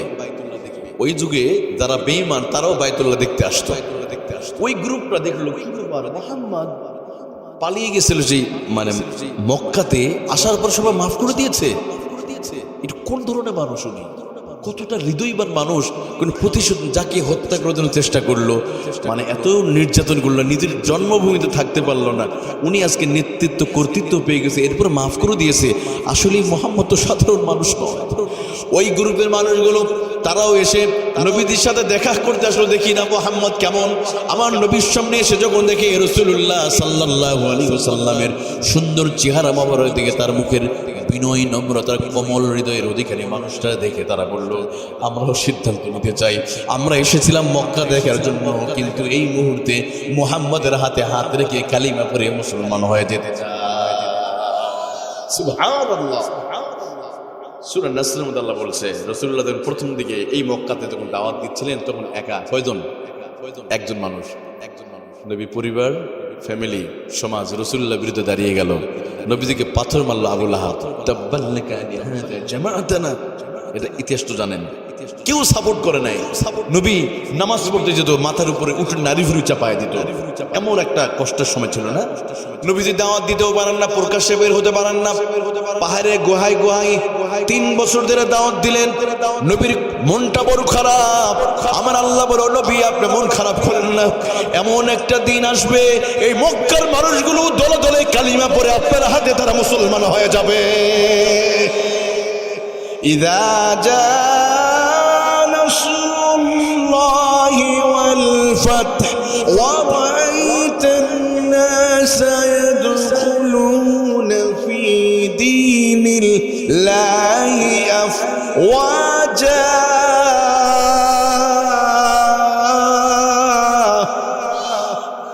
নবীজি আপনি সেদিন দেখবেন যেদিন বিজয় হয়ে যাবে, যেদিন আমি আপনাকে নেতৃত্ব আর কর্তৃত্ব দিয়ে দিব, আপনি দেখবেন রায়া হলো দেখা, ওরাআইতান নাসা ইয়াদখুলুনা, দাখালা ইয়াদখুলু অর্থ হলো প্রবেশ করবে, ভবিষ্যতেও করবে, কারণ আবার এই যুগেও করতে পারে। দেখবেন এমন একটা সময় আসবে মানুষ দলে দলে কালিমা পড়ে মুসলমান হয়ে যাবে। নবী আপনি মন খারাপ করবেন না, আমার আল্লাহ তাআলা সেই ওয়াদা রক্ষা করছে কিনা আরো জোরে বলেন, আরো জোরে বলেন। এখনো আমাদের মন খারাপ করার কোনো দরকার নাই। হয়তো বল হুজুর আমরা আলেম ওলামারা সংখ্যায় কম হতে পারি, ইসলামী আন্দোলন করি, কিন্তু জুলুম নির্যাতন তো শেষ হয় না। আমাদের উপর বারবার জুলুম আর নির্যাতন চলে। কোরআনে কথা বলতে গেলে আমাদেরকে রাজাকার ট্যাগ দেওয়া হয়, কোরআনে কথা বলতে গেলে জঙ্গিবাদ মৌলবাদ ট্যাগ দেওয়া হয়। আমার আল্লাহ বলে এমন একটা সময় আসবে মানুষ দলে দলে ইসলামের পথে চলে আসবে। কতক্ষণ ঠিক কিনা? এই সমাজের মানুষ তো এমনও ছিল, যুবকরা ইসলামকে পছন্দ করতো না। কথায় কথায় মানুষকে যখন আলেমদেরকে গালি দেওয়া হলো, হুজুরদেরকে যখন গালি দেওয়া হলো, আলেমদের যখন ধর্ষণে মামলা দিয়ে জেলখানে যখন বন্দী করা হলো, মানুষ আস্তে আস্তে আবার ইসলামের দিকে আসা শুরু করছে। যে রাজাকার যিনি ট্যাগ দিলেন উনি দেশ থেকে পালিয়ে গেছে, তাই নাই? অথচ এই যুবকরা কি বললো দেখেন, বিশ্ববিদ্যালয় আজকে ঢাকা ভার্সিটির মতো বিশ্ববিদ্যালয় ভিপি হয় মাদ্রাসা ছাত্র, কথা কয় না। নাস্তিকদের মাথা নষ্ট হয়ে গেছে। কি ব্যাপার? গত 17 বছর ধরে ইনভেস্ট করলাম, আলেমদেরকে জঙ্গি মামলা দিয়া, হুজুরদেরকে জঙ্গির নাটক করা হলো, আলেমদেরকে ধর্ষণের মামলা দিয়ে এই দেশের মানুষ থেকে কোরআন থেকে দূরে সরে রাখা যায় না। বড় মানুষ আরো ইসলামের দিকে চলে এসেছে। আমি যদি আপনাদেরকে পরিষ্কার করে বলি, মাজলুম জালেম মাজলুমদের উপর যত জুলুম হবে তাদের প্রতি মানুষের ভালোবাসাও তত বেড়ে যায়। সুবহানাল্লাহ বলেন না? আল্লামা সাইদি রহমতুল্লাহ আলাইকে একটা নয় দুইটা নয় এমন মামলা দেয়া হয়েছিল, ওনাকে এমন একটা ধর্ষণের মামলা দেয়া হয়েছিল, 1 বছর নয় দীর্ঘদিনের জন্য তাকে কি করা হলো, ফাঁসির রায় দেয়া হলো। কথা বলেন ঠিক কিনা? শুধু তাই নয়, আরো আলেম আল্লামা মামুনুল হক সহ অনেক আলেম যারা জীবনে পাপ করে নাই তাদেরকে জেলখানায় ঢুকছে। অর্থাৎ যেই অপরাধের জন্য মামলা দেয়া হলো ওই অপরাধ তারা করেই নাই, এরপরও তাদের সম্মান আর ইজ্জত কেড়ে নেওয়ার জন্য, জনগণের কাছে মানুষের সম্মান কেড়ে নেওয়ার জন্য তারা বিভিন্ন চক্রান্ত করেছিল। বলেন তো তারা কি সফল হয়েছে? আবার মাঝে মাঝে দেখছেন না, কুকুরের মাথায় টুপি দেয়া, অনেক সময় দেখবেন মুখের মধ্যে দাড়ি দিয়ে আলেমদের রাসূলুল্লাহ দাড়িকে অপমান করার চক্রান্ত তখনও হয়েছিল। কথা বলেন ঠিক কিনা? কিন্তু দাড়িওয়ালাদের সম্মান কমে নাই, সম্মান কমে নাই। আপনারা জানেন 2013 সালে রাজশাহীতে একবার হলো কুকুরের মাথায় টুপি দেওয়া হয়েছিল, যেমন খুশি তেমন সাজো। অনুষ্ঠানের ভিতরে দেখা গেল রাজাকার সাজাতে গিয়া অধিকাংশের মুখের মধ্যে দাড়ি দেওয়া হলো আর মাথায় টুপি, অথচ যত রাজাকার ধরা পড়েছিল একটা রাজাকারের মুখের মধ্যে কোনো দাড়ি ছিল? এটা ভারতের ইশারায় তারা তৈরি করেছিল। আপনি যদি পিনাকি ভট্টাচার্যের বইটা পড়েন, ওই বইয়ের মধ্যে লেখা আছে, ইত্তেফাকের ওই পত্রিকায় ছাপানো হয়েছিল যে 195 জন রাজাকার ধরা পড়েছিল, একটার মুখের মধ্যে কোনো দাড়ি ছিল? তাহলে এই যে দাড়ি দিয়া এই ইমানদারদের কলিজা রক্তক্ষরণ করে, ওরা কি 17 বছরদেরকে লাভবান হয়েছে? মানুষকে খুবই ভালোবাসছে, ওদেরকে করে নাই। কারণ আল্লামা সাইদি বলছিলেন না, একটা ফুলের বাগান ধ্বংস হওয়ার জন্য একটা হদম পেশায় যথেষ্ট, একটা হদম পেশায় যথেষ্ট। একটা ফুলের বাগান তছনছ করার জন্য ডালে ডালে হদম পেশা বসে গিয়েছে, ওরা বুঝতে পারে নাই। কথা ঠিক কিনা? কিন্তু আল্লাহর ওলিরা আলেমরা বুঝে দিয়েছিল সতর্ক হয়ে যাও, কিন্তু তারা বুঝে নাই। দিনের পর এই দাড়ি আর টুপি নিয়ে যারা মস্কারা করবে, ওদের ভবিষ্যতে আবার যদি এইরকম দাড়ি টুপি নিয়ে যদি কেউ এদেশের মুসলমানদের কলিজা রক্তক্ষরণ করে, আল্লাহ তাআলা তাদেরকেও ছাড় দিবে না। কথা ঠিক কিনা? এটা এই দাড়িটা কার? এই দাড়িটা কার? আচ্ছা ধরেন তো একজন টাইওয়ালা ব্যক্তি যদি ধর্ষণ করে, এই জন্য কি সমস্ত টাইওয়ালা মানুষ খারাপ হবে? তাহলে একজনের জন্য সমস্ত দাড়িওয়ালাদেরকে আপনি ব্যঙ্গ করতে পারেন? এটা কি কোন মুসলমান করতে পারে? হ্যাঁ, করেছিল ওদের ইশারায়, কিন্তু করে সফল হতে পারে নাই। এই জন্য আমি বলি আমার প্রিয় ভাইয়েরা, সম্মান দেওয়ার মালিককে। ওরা চেয়েছিল আলেমদেরকে জেলখানায় ঢুকে সম্মান কেড়ে নিবে, জনগণের কাছ থেকে বিচ্ছিন্ন করে দিবে। কিন্তু আমার আল্লাহ কত বড় কৌশলী, আমার আল্লাহ কত বড় রহমানুর রহিম, আল্লাহ কত বড় দয়ালু। ওই আলেমদের টাকা নাই, ক্ষমতা নাই, গরিব মানুষ, আহারে, কিন্তু হুজুরদের চোখের পানি কন্ট্রোল করা যায়? এই কন্ট্রোল করা যায় না, এটার ক্ষমতা তো কারো হাতে নাই। কারণ হুজুরদের চোখের পানি, ওই জেলখানার ভিতরে চোখের পানি ছেড়ে দিয়ে দোয়া করেছে, এই চোখের পানির অভিশাপে তাদেরকে দেশতে পালাতে হয়েছে। তুইজ্জু মান তাশাউ ওয়া তুযিল্লু মান তাশাউ বিয়াদিকাল খায়র।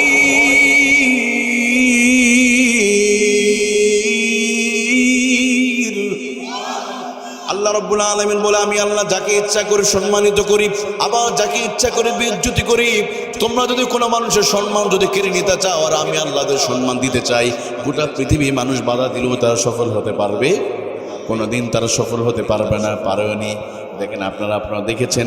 এর জন্য আমার প্রিয় ভাইয়েরা, আল্লাহ তাআলা আমাদেরকে ইতিহাসগুলো বারবার দেখায়, এরপরও যদি মানুষ শিক্ষা না নেয় তারা নিজেরাই ভুল করবে। কথা বলেন ঠিক কিনা? আগামী 50 বছর পরে, 100 বছর পরও আলেমদের কথা শুনলে, যে আলেমরা দিন প্রতিষ্ঠার কথা বলে গিয়েছে, আল্লামা শফি রহমতুল্লাহ আলাইহির কথা শুনলে মানুষ দোয়া করবে।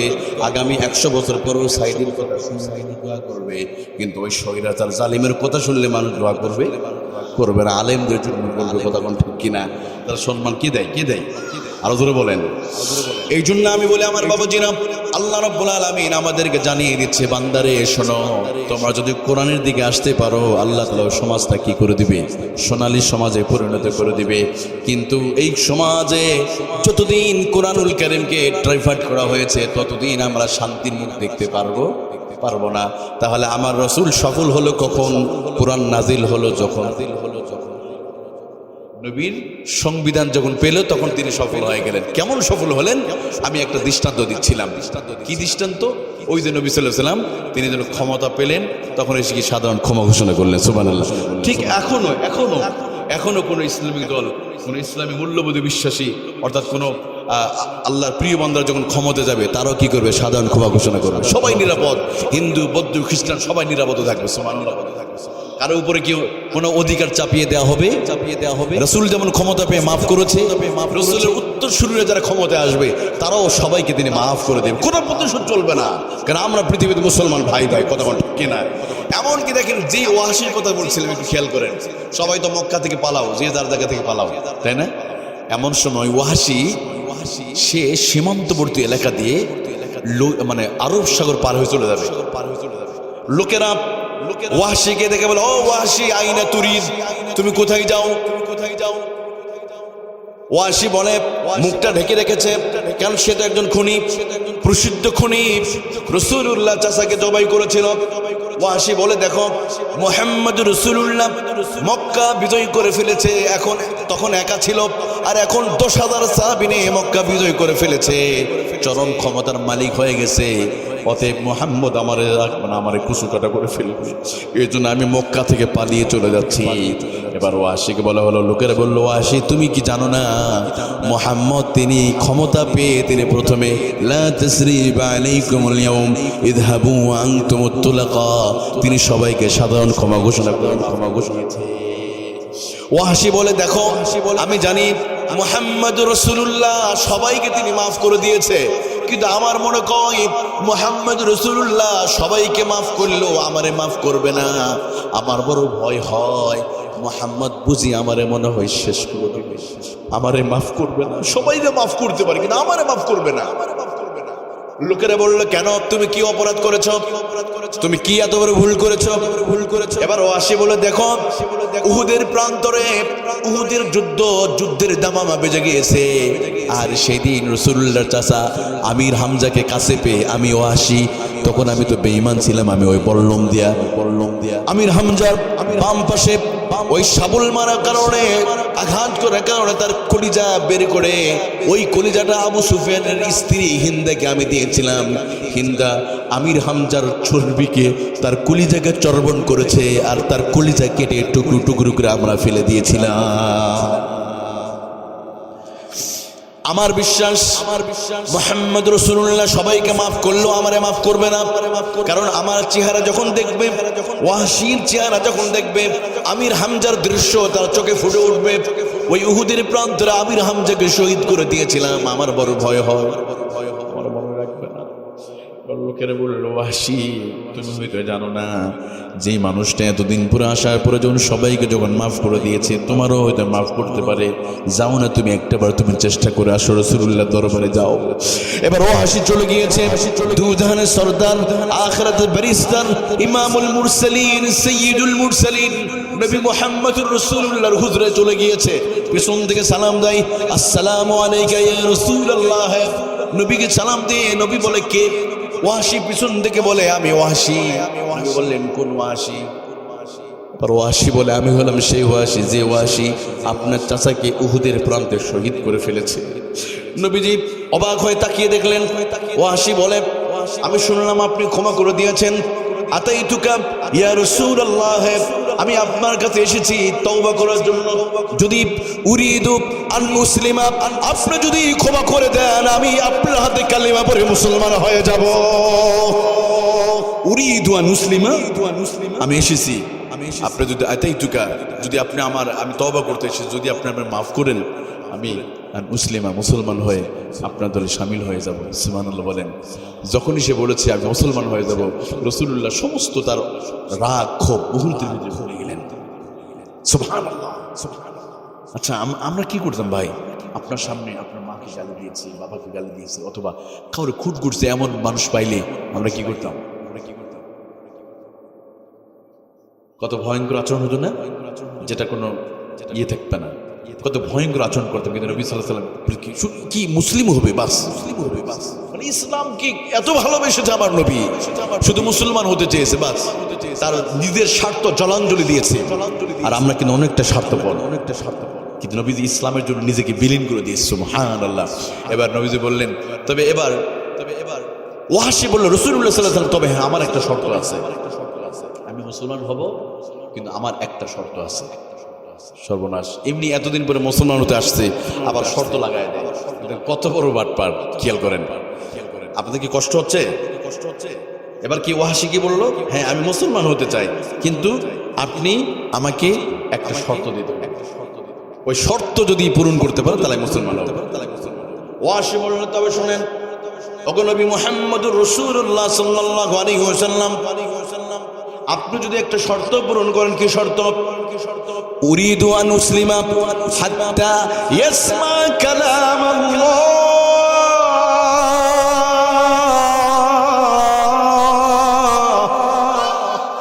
ওয়াসি বলল, উরিদু আন মুসলিম, আমি মুসলমান হব, হাত্তা ইয়াসমা কালাম আল্লাহ, যতক্ষণ না আমি ওই আল্লাহর পক্ষ থেকে যদি আমি কোরআনে আয়াত নাযিল হয়ে ওই তোমার আল্লাহ যদি বলে ওয়াসি তোমার আমি মাফ করে দিলাম, এই প্রসঙ্গে একটা আয়াত নাজিল হওয়া লাগবে। যদি আল্লাহ মাফ করে দেওয়ার প্রতিশ্রুতি দেয়, আর ওরা যদি আমি হাত্তা ইয়াসমা কালাম আল্লাহ, যতক্ষণ না আমি আমার কর্ণকুহরে না শুনবো, ততক্ষণ পর্যন্ত আমি মুসলমান হব না।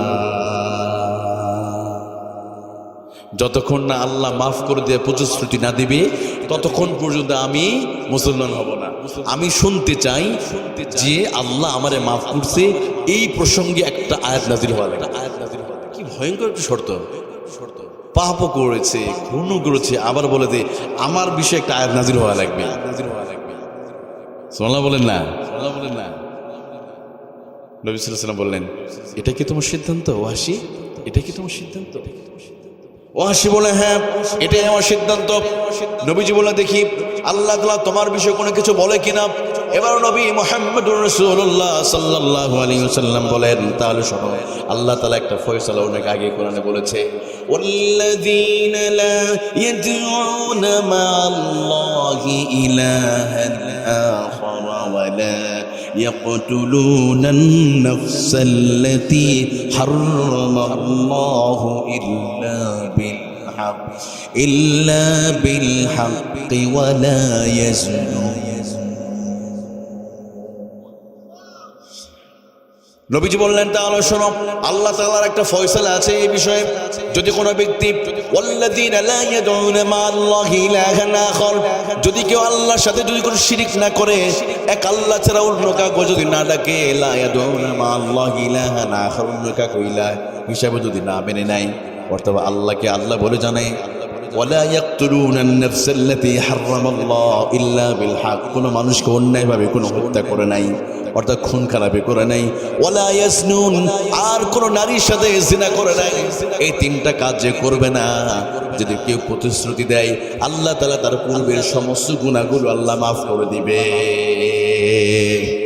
অর্থাৎ নবীজি বললেন, ওয়াসি তুমি যদি এই তিনটা কাজে প্রতিশ্রুতি দিতে পারো যে আল্লাহর সাথে শিরক করবে না, এক আল্লাহ বাদে অন্য কাউকে রব বলে মেনে নিবে না, জিনা করবে না, মানুষ হত্যা করবে না, এই তিনটা কাজ যে করবে না, আল্লাহ তাআলা তারে কি করবে? তারে মাফ করবে। এবার ওয়াসি বলে, ও মুহাম্মদুর রাসূলুল্লাহ সাল্লাল্লাহু আলাইহি ওয়াসাল্লাম, আমি তো এই তিনটা কাজ আমি তো নিজেই করে ফেলেছি। অর্থাৎ ওয়াসি বলতে চায়, আমি আল্লাহর প্রতি ঈমান আনি নাই, শিরক করেছি, মানুষ হত্যা করেছি, জিনাও করেছি।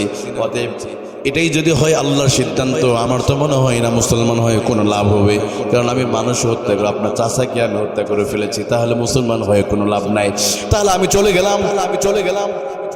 অর্থাৎ ওয়াসি বলে, এখন মুসলমান কি হবে? কারণ আমি তো শিরক করেছি, আমি মানুষ হত্যা করেছি, জিনাও করেছি।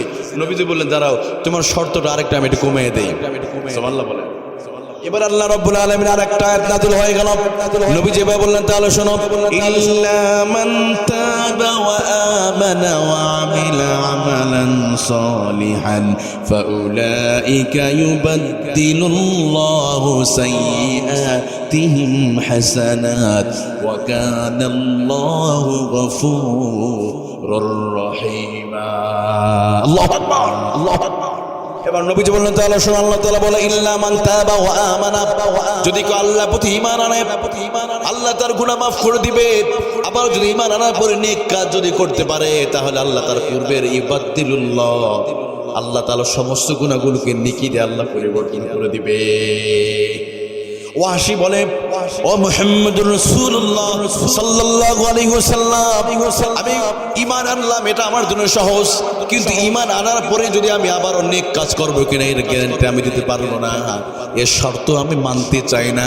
আপনি বলেন আপনার আল্লাহ আমার জন্য কোনো কোরআন আয়াত নাজিল করবে কিনা, যদি নাজিল করে তাহলে মুসলমান হব, আর যদি নাজিল না করে আমি চলে গেলাম। কারণ তো আমি এক শর্ত পালন করতে পারবো না, এত কিছু চাই না, আমি সরাসরি আয়াত নাজিল শুনতে চাই। শর্ত কত শর্ত, হাত্তা ইয়াসমা কালাম আল্লাহ, আমি আমার কান দিয়ে শুনতে চাই, আমি এত শর্ত চাই না।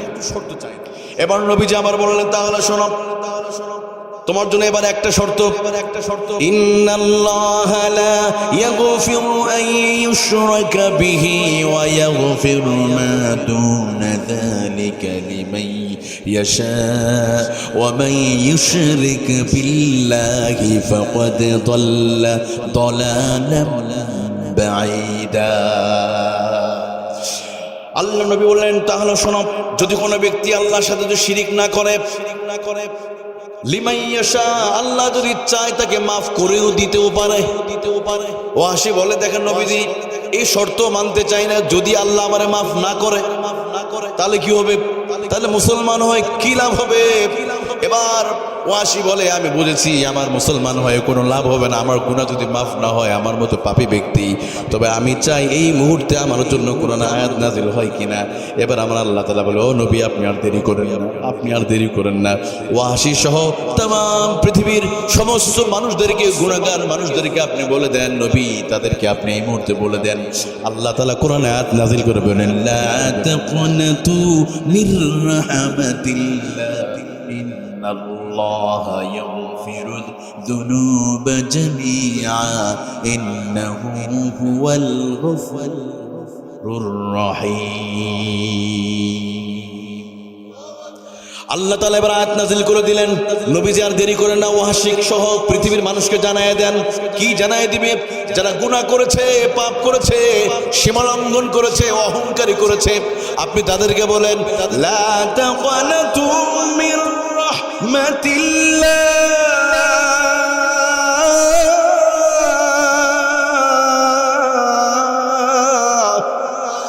তারা যেন আমার রহমত থেকে মুখ যেন ফিরিয়ে না নেয়। আমি আল্লাহ তাদের গুনাহগুলো আমি আল্লাহ তাদের মাফ করে দিব। নবী আপনাকে ওয়াসিকে বলুন, ওয়াসি যত বড় পাপী হোক না কেন আমি আল্লাহ ওয়াসির গুনাহগুলো আমি আল্লাহ মাফ করে দিলাম। সুবহানাল্লাহ বলে। আমার বাবা যেটা জরুরি ভাইরা, ওয়াসির মতো মানুষকে যদি আল্লাহ মাফ করে দিলে আমাদের মনে হইবে না আমরা কি রাসূলুল্লাহ চাচাকে কি মেরেছি, এত বড় পাপ আছে, তাহলে কিসের আপনি ভয় করেন? কেন ভয়? যদি গুনাহ হয়ে যায় তওবা করব কার কাছে? কোন বাবার কাছে যাবেন নাকি? কোন দরগায় কার কাছে মাপ চাবো? কোনো ভায়া লাগবে না, কোনো মাধ্যম লাগবে না, সরাসরি আল্লাহ আমি ভুল করেছি, শুধু মিড ইন বাংলা ভাষায় বলবেন আয় আল্লাহ আমি বড় অপরাধী, ভুল করেছি, এই কথা বলতে দেরি হবে, আমার আল্লাহ মাফ করতে দেরি হবে না।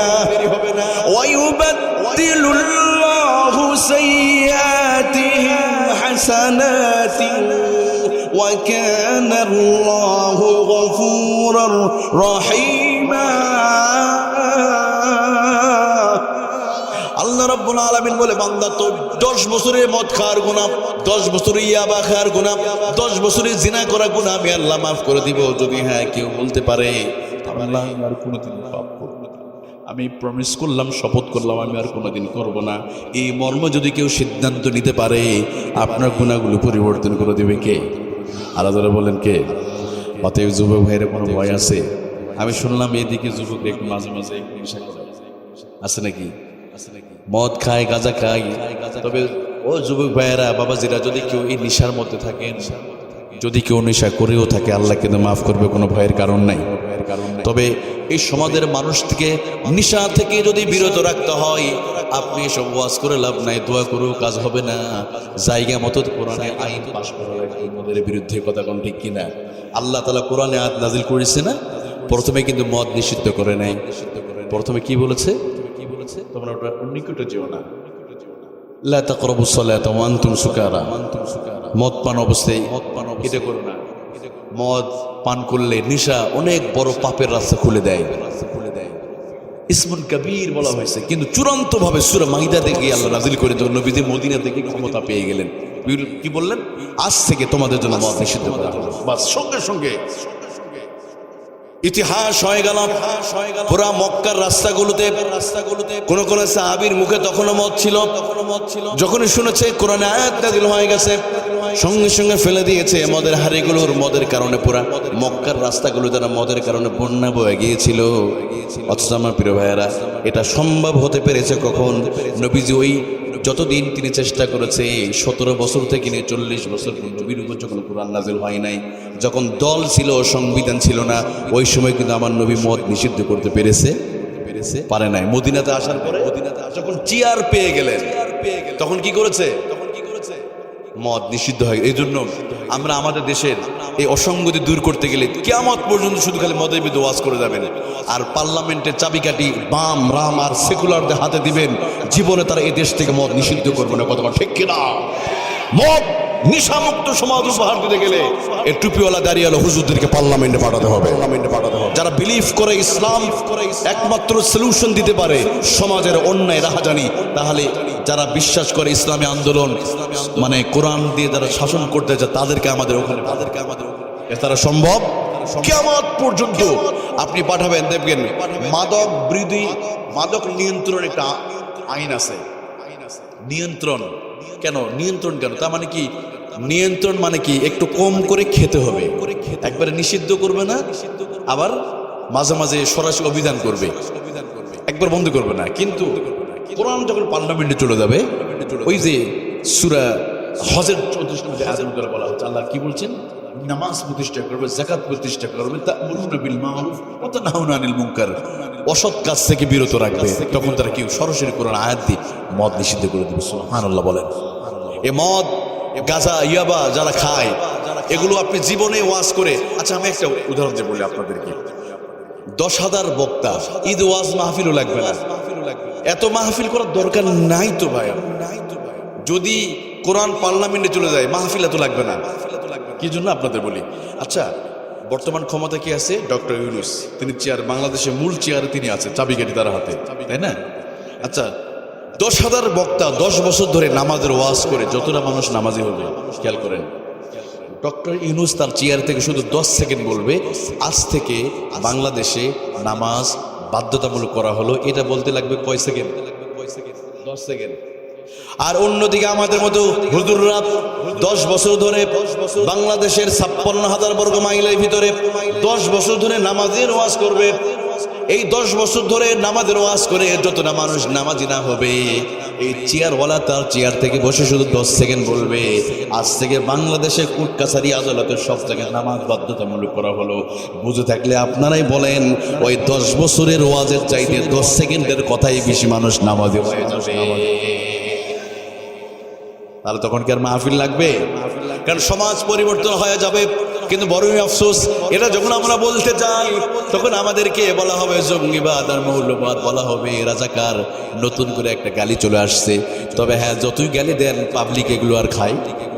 পাবলিক এগুলো খায় না, এগুলো আর মানুষ বিশ্বাস করে না। কারণ রাসূলুল্লাহকেও গালি দেওয়া হয়েছিল। আমার নবীকে কম গালি দেওয়া হয় নাই, এক নিঃশ্বাসে 2টা করে গালি দিছে। কয় টাকার গালি? এক নিঃশ্বাসে 2টা করে গালি। যেমন আপনাদের একটা আয়াত শোনান, সূরা সাদের মধ্যে আল্লাহ বলেন, ওয়াকালা সাহিরুল কাযযাব, ওয়াকালা সাহির কাযযাব। নবীজিকে 2টা গালি দিত, উনি জাদুকর। সাহির মানে কি? কাযযাব, মিথ্যাবাদী। পরে কথায় কথায় রাসূলুল্লাহকে গালি দিত। হজের সময় বলতো, খবরদার ওখানে যাবে না, ওই বাইতুল্লাহ পাশে একজন পাগল আছে, ওই মিথ্যাবাদী, ওই জাদুকর, ওর কাছে গেলে তোমরা প্রতিক্রিয়াশীল, তো গেলে তোমরা পরিবর্তন হয়ে যাবে, ওর কাছে যাবা না, এরকম বলতো। কিন্তু বাহিরে মানুষগুলো আর দলাদলে তার কাছে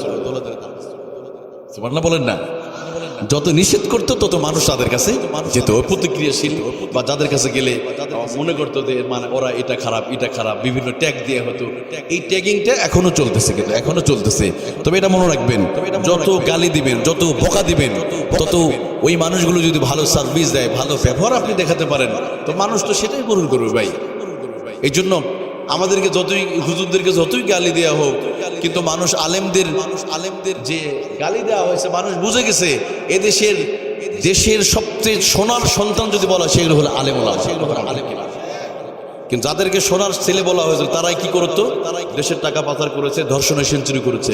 কিন্তু আলেমরা দেখাতে পারে না একজন হুজুর, একজন এই যে মসজিদের খতিব, ইমাম, বক্তা, নাজিমুল আলিমাত, মুহতামিম, প্রিন্সিপাল, ভাইস প্রিন্সিপাল, কোনো হুজুর বিদেশে টাকা পাচার করছে?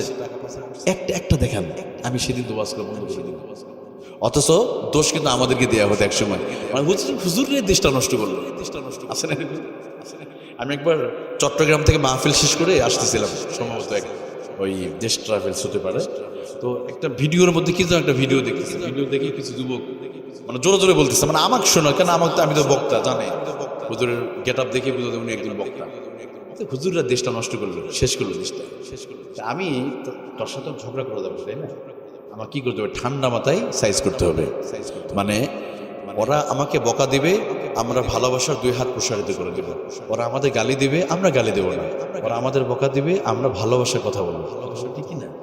তো যখন ওরা বলছিল আমাকে মানে ইনসাল্ট করে, মানে আমাকে মানে দেখে, তখন বলছে, আমি বললাম হ্যাঁ ঠিকই বলছো ভাই, আসলে আমরা হুজুরে না দেশটা নষ্ট করলাম।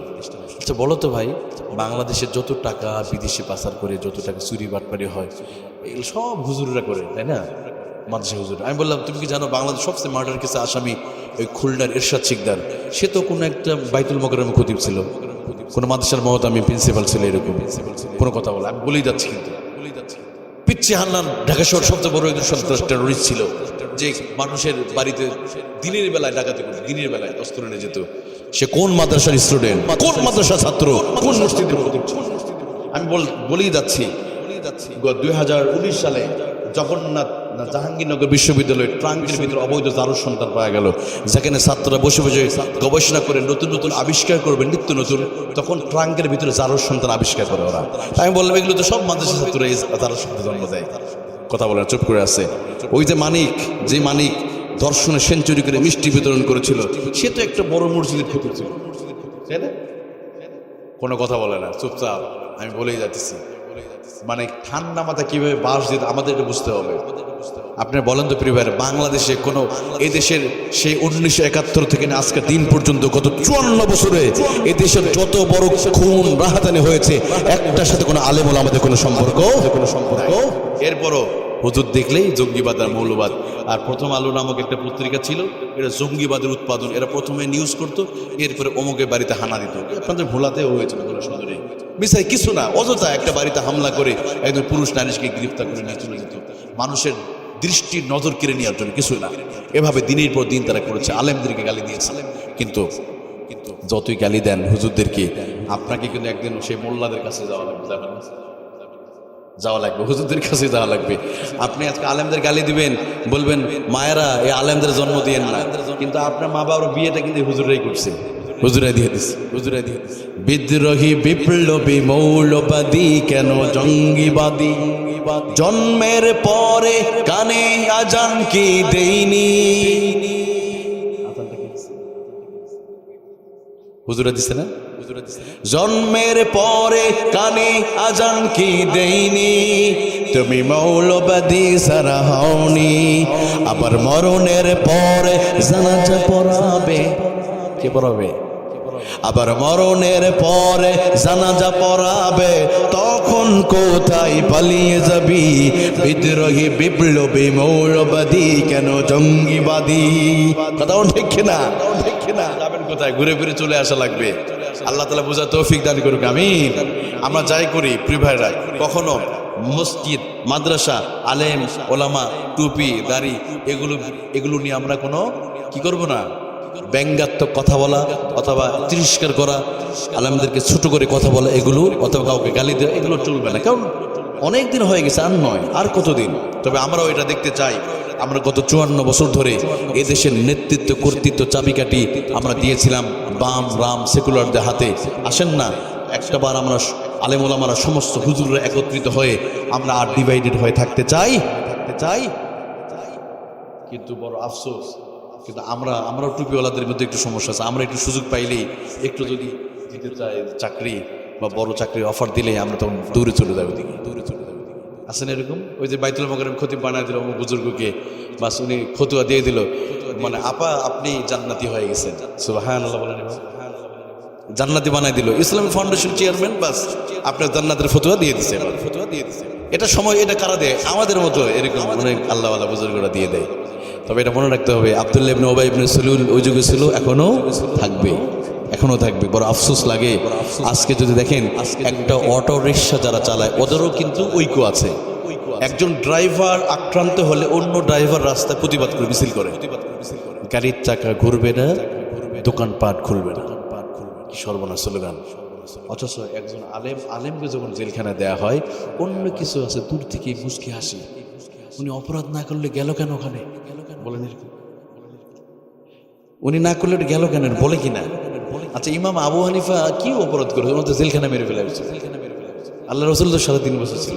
তার মানে কি জেলখানায় শুধু চোররা যায় না, মাঝে মাঝে আল্লাহর ওলিরাও যায়, কথা বলেন ঠিক কিনা? ওটাও সুন্নত, রাসূলুল্লাহ 3.5 বছর ছিল। আমার প্রিয় ভাই, আপনাদের কষ্ট হচ্ছে নাকি? আমি বলছিলাম আপনাদের মনে আছে কিনা, আমরা শ্রেষ্ঠ উম্মত, শ্রেষ্ঠ উম্মত আমাদের অনেক বড় একটা কাজ দিছে। কি কাজ? তা'মুরুনা বিল মারুফ ওয়া তানহাউনা, সৎ কাজের আদেশ, অসৎ কাজের নিষেধ। এবার আসে, এটা যদি আমরা না করি কি হবে? আমি তিরমিজি হাদিসে শুনিয়েছি, আইয়াবাসাল্লাহু আযাবা, আল্লাহ আযাব পাঠিয়ে দিবে। আরেকটা হলো, গাড়ি যত দামি অ্যাক্সিডেন্ট তত মারাত্মক। আপনারা পরিষ্কার খেয়াল করেন, গাড়ি যত দামি অ্যাক্সিডেন্ট তত মারাত্মক। উম্মত যত দামি তার বিপদও বড় মারাত্মক। আমরা যেহেতু দামি, তাই না, আমরা শ্রেষ্ঠ হয়ে গেছি, আল্লাহ আমাদের শ্রেষ্ঠত্ব দিয়ে দিছে। এখন যদি সে শ্রেষ্ঠ কাজ না করেন, তা'মুরুনা বিল মারুফ, সৎ কাজের আদেশ, সমাজের অসঙ্গতি দূর করার জন্য, যদি আপনি অন্যায় দূর করার জন্য ঐক্যবদ্ধ হয়ে যদি দিন প্রতিষ্ঠা কাজ যদি না করেন, কোরআন প্রতিষ্ঠা কাজ যদি না করেন, আপনার বিপদও মারাত্মক হবে। কথা বলেন ঠিক কিনা? আচ্ছা গাড়ি যত দামি অ্যাক্সিডেন্ট তত মারাত্মক। উদাহরণটা দেই, আচ্ছা সাইকেল এদিকে আছে তো এখন অনেকেই, বাইসাইকেল আছে না, একটা সাইকেল আর একটা সাইকেল অ্যাক্সিডেন্ট হলে মানুষ কি মারা যায়? কারণ সাইকেলের দাম কম, অ্যাক্সিডেন্ট খুব একটা মারাত্মক নয়। হুন্ডাতে যান, প্রাইভেট, আপনার R15 সাইকেলের দাম 10 থেকে 15,000 টাকা, একটা R15 এর দাম কত? 3 লক্ষ টাকা। এবার খেয়াল করেন, গাড়ি যত দামি অ্যাক্সিডেন্ট তত মারাত্মক গতি চলে যাচ্ছে। একটা R15 আর একটা R15 যদি একসাথে 80 গতিতে যদি লেগে যায়, জায়গাতেই দুজনের মৃত্যু হওয়ার সম্ভাবনা, অন্তত একজন মারা যাবে অথবা পা ভেঙে যাবে। খেয়াল করেন। এবার আসেন প্রাইভেট কার, দুইটা এক্স করোলা অথবা আপনি যদি এলিয়ন, দুইটা গাড়ি যদি লেগে যায়, একটা এলিয়নের দাম কত? 30 লক্ষ টাকা ছিল প্রথম যখন বের হয়, 30 লাখ টাকা। R15 এর দাম 3 লাখ টাকা। গাড়ি যত দাম বাড়ছে তত অ্যাক্সিডেন্ট কিন্তু বাড়ছে। খেয়াল করেন, একটা প্রাইভেট কার আর একটা প্রাইভেট কার যদি লেগে যায়, যতজন যাত্রী আছে তার ভিতরে 80% মৃত্যুর সম্ভাবনা আছে। এবার প্রাইভেট কার চাইতে আর একটু দামি বাস, যে বাসগুলো চলে, দুইটা বাস যদি এরকম ভাবে 100 গতিতে যদি লেগে যায়, অধিকাংশ যাত্রীর মৃত্যুর সম্ভাবনা আছে। কথা বলুন ঠিক কিনা? একইভাবে বাসের চাইতে আর একটু দাম বেশি ট্রেন। যদিও আপনাদের ভোলাতে কোনো ট্রেন নাই, এই জন্য আপনার ট্রেনে হয়তো ওঠেন নাই, আমরা ট্রেনে উঠতে হয়। দুইটা ট্রেন আর একটা ট্রেন যদি লেগে যায়, তাহলে ওই ট্রেনের যাত্রীর ম্যাক্সিমাম যাত্রী 90% যাত্রীর মৃত্যুর সম্ভাবনা আছে। এবার ট্রেনের চাইতে দামি আর একটা বাহন আছে, এটার নাম কি? এই তো বুঝে গেছে, বিমান। ট্রেনের চাইতে দাম বেশি বিমানের। পৃথিবীতে বোয়িং 777 এই বিমানটার দাম সবচেয়ে বেশি। বাংলাদেশে আছে মোটামুটি 8টা না কয়টা আছে সম্ভবত, এটার দাম সবচেয়ে বেশি। আচ্ছা বলেন তো, দুইটা বিমান যদি সংঘর্ষ হয় অথবা ক্রাশ হয়, আকাশে গিয়ে আগুন ধরে যায়। আজকেও মেক্সিকোতে একটা হয়েছে, আজকে আসার সময় খবর দিতেছিলাম, সবগুলি মারা গেছে। বিমান দুর্ঘটনা হলে 99%, অর্থাৎ দু একটা অলৌকিক মিরাকেল, 2-1টা, কিন্তু 90% মৃত্যুর সম্ভাবনা। তার মানে কি হলো? গাড়ি যত দামি অ্যাক্সিডেন্ট তত মারাত্মক। একটা বাইসাইকেল আর একটা বাইসাইকেল অ্যাক্সিডেন্ট হলে মরে না, চামড়া কেটে যে রক্ত বের হয়। একটা হুন্ডা আর একটা হুন্ডার সাথে লেগে গেলে 100% মৃত্যু হবে না, হয়তো দুজনের ভিতরে একজনের মৃত্যু হতে পারে, পা ভেঙে যেতে পারে অথবা পঙ্গু হয়ে যেতে পারে, মারাও যেতে পারে। প্রাইভেট কার অ্যাক্সিডেন্ট হলে দেখা গেল যতজন যাত্রী আছে অর্ধেক মৃত্যুর সম্ভাবনা আছে, তার চাইতে আর একটু দামি হলো বাস। দুইটা বাসের সংঘর্ষ হলে দেখা গেল এখানে 80% মৃত্যুর সম্ভাবনা আছে। বাসের চাইতে দাম বেশি ট্রেনের। এবার ট্রেনের যাত্রী দুইটা যদি মুখোমুখি হয়, বাংলাদেশে আজ থেকে প্রায় 20 বছর আগে হিলিতে একবার অ্যাক্সিডেন্ট হয়েছিল, অধিকাংশ যাত্রী মারা গিয়েছে। আমাদের উত্তরবঙ্গে হিলিতে যতজন যাত্রী ছিল 80% মৃত্যু হয়ে গেছে। সব জায়গায় লাশ পড়ে ছিটে ছিটে লাশ পড়ে ছিল। তার মানে বাসের চাইতে দাম বেশি ট্রেনের, ওর অ্যাক্সিডেন্ট তো মারাত্মক। ট্রেনের চাইতে দাম বেশি বিমানের, আর বিমান যদি দুর্ঘটনা হয় সবগুলো মৃত্যুর সম্ভাবনা আছে। ঠিক তেমনি এই পৃথিবীতে আল্লাহ তাআলা যত উম্মত আমার আল্লাহ পাঠিয়েছে, সমস্ত উম্মতের ভিতরে উম্মতে মুহাম্মদের মর্যাদা সংগতি দূর করতে হলে আমাদেরকে কোরআনের দিকে যাওয়ার দরকার আছে না নাই? আরো জোরে বলেন। কারণ এই কোরআনের জন্যই তো আল্লাহ তাআলা আমাদের সম্মান দিয়েছে, এই কোরআনের জন্যই তো উম্মতে মুহাম্মদের মর্যাদা আল্লাহ বাড়িয়েছে। দেখেন আপনাদের একটা ঘটনা শোনাই, যতক্ষণ না উম্মতে মুহাম্মদী জান্নাতে প্রবেশ না করবে ততক্ষণ পর্যন্ত ইউসুফ আলাইহিস সালাম উম্মতগুলো দাঁড়িয়ে থাকবে, মুসার উম্মত দাঁড়িয়ে থাকবে, একইভাবে ইব্রাহিমের উম্মত দাঁড়িয়ে থাকবে, ইউসা বিন নূন আলাইহিস সালামের উম্মত দাঁড়িয়ে থাকবে, যতক্ষণ না উম্মতে মুহাম্মদী জান্নাতে প্রবেশ না করবে। সুবহানাল্লাহ। তাদের জন্য জান্নাত হারাম। হুররিমাতিল জান্নাতু আলাল উমামি হাত্তা তাদখুলাহা মিন উম্মতি। নবীজি বলেন হুররিমাতিল উমাম, সমস্ত নবীদের উম্মতের জন্য জান্নাত হারাম করে দিবে যতক্ষণ না উম্মতে মুহাম্মদে প্রবেশ না করবে। একইভাবে আমাদের নবীর উপরে কোরআন নাযিল হওয়ার কারণে আল্লাহ তাআলা নবী মুহাম্মদুর রাসূলুল্লাহর মর্যাদা আল্লাহ বাড়িয়েছে।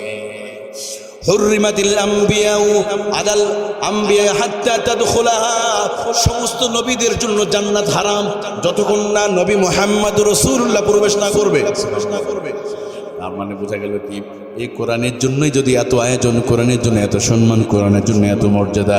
এই কোরআন নাজিল হওয়ার কারণে পৃথিবীতে যত রাত আছে সবচেয়ে বেশি রাতের ফজিলত কদরের রাত। কথা বলো ঠিক কিনা? কারণ এই রাতে কোরআন নাজিল করেছে কে?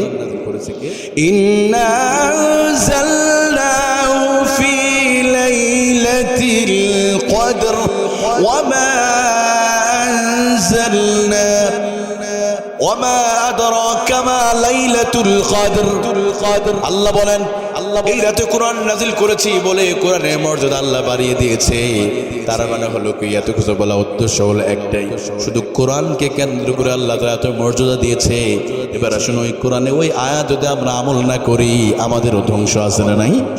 এই জন্য তো দেখবেন আমার প্রিয় ভাইরা, আল্লাহ তাআলা আমাদের কি করে গজব পাঠায়, ঘন ঘন ভূমিকম্প হয়, অগ্নিকাণ্ড ঘটনা ঘটে, কখনো জলোচ্ছ্বাস, কখনো অতিবৃষ্টি অনাবৃষ্টি, আছে না নাই? গত কয়েকদিনে এই 1 মাসের ভিতরে সবচেয়ে বেশি ভূমিকম্প হয়ে গেছে। বাংলাদেশের ইতিহাসে এত ভয়ঙ্কর ভূমিকম্প কোনোদিন হয় নাই। যেই ভূমিকম্পটা হয়ে গেল 17 নভেম্বর।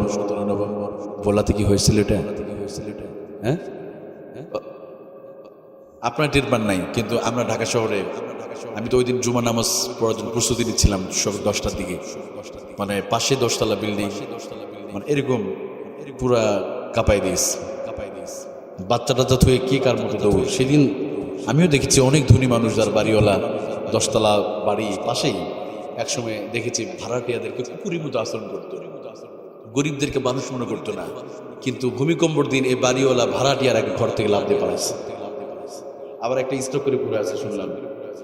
গরিবদের মানুষ করতে কত সম্পদের মালিক, কত ক্ষমতার বাহাদুরি ভূমিকম্প আসলে দেখা যায়।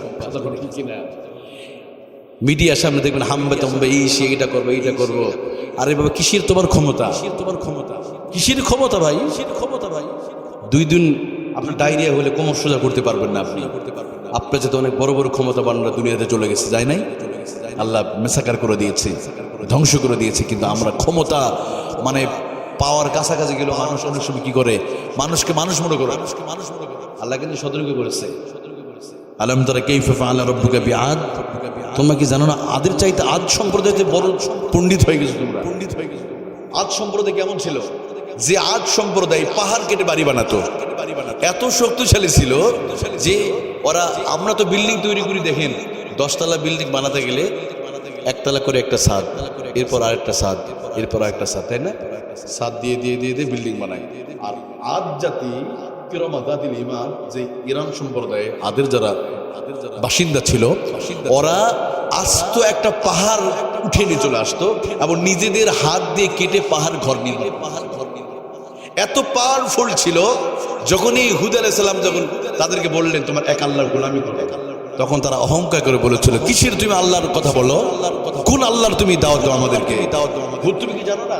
ওয়াকালু মান আশাদ্দু মিন্না কুওয়া, আমাদের মতো পৃথিবীতে আর কেউ শক্তিশালী নাই। হুদ তুমি তোমার যদি সাহস থাকে, হুদ তুমি তোমার ওই আল্লাহর আযাব এনে তুমি দেখাও। তোমার আল্লাহ আমরা বিশ্বাস করি না। নাউজুবিল্লাহ বলেন, নাউজুবিল্লাহ বলেন। এগুলো আমরা বিশ্বাস করি না। যদি পারো তুমি রবের শাস্তি এনে দেখাও। এবার আবার আল্লাহ তাআলা কি করলেন, আযাব আল্লাহ পাঠিয়ে দিলেন। এটাও কোরআনে এসেছে, ওয়া আম্মা আদু ফাউলিকু বিরিহিন সারসারিন আতিয়া। আল্লাহু আকবার। এবার আল্লাহ গজব পাঠালো। কি গজব? সাখখারাহা আলাইহিম সাবআ লায়ালিন ওয়া সামানিয়াতা আইয়াম।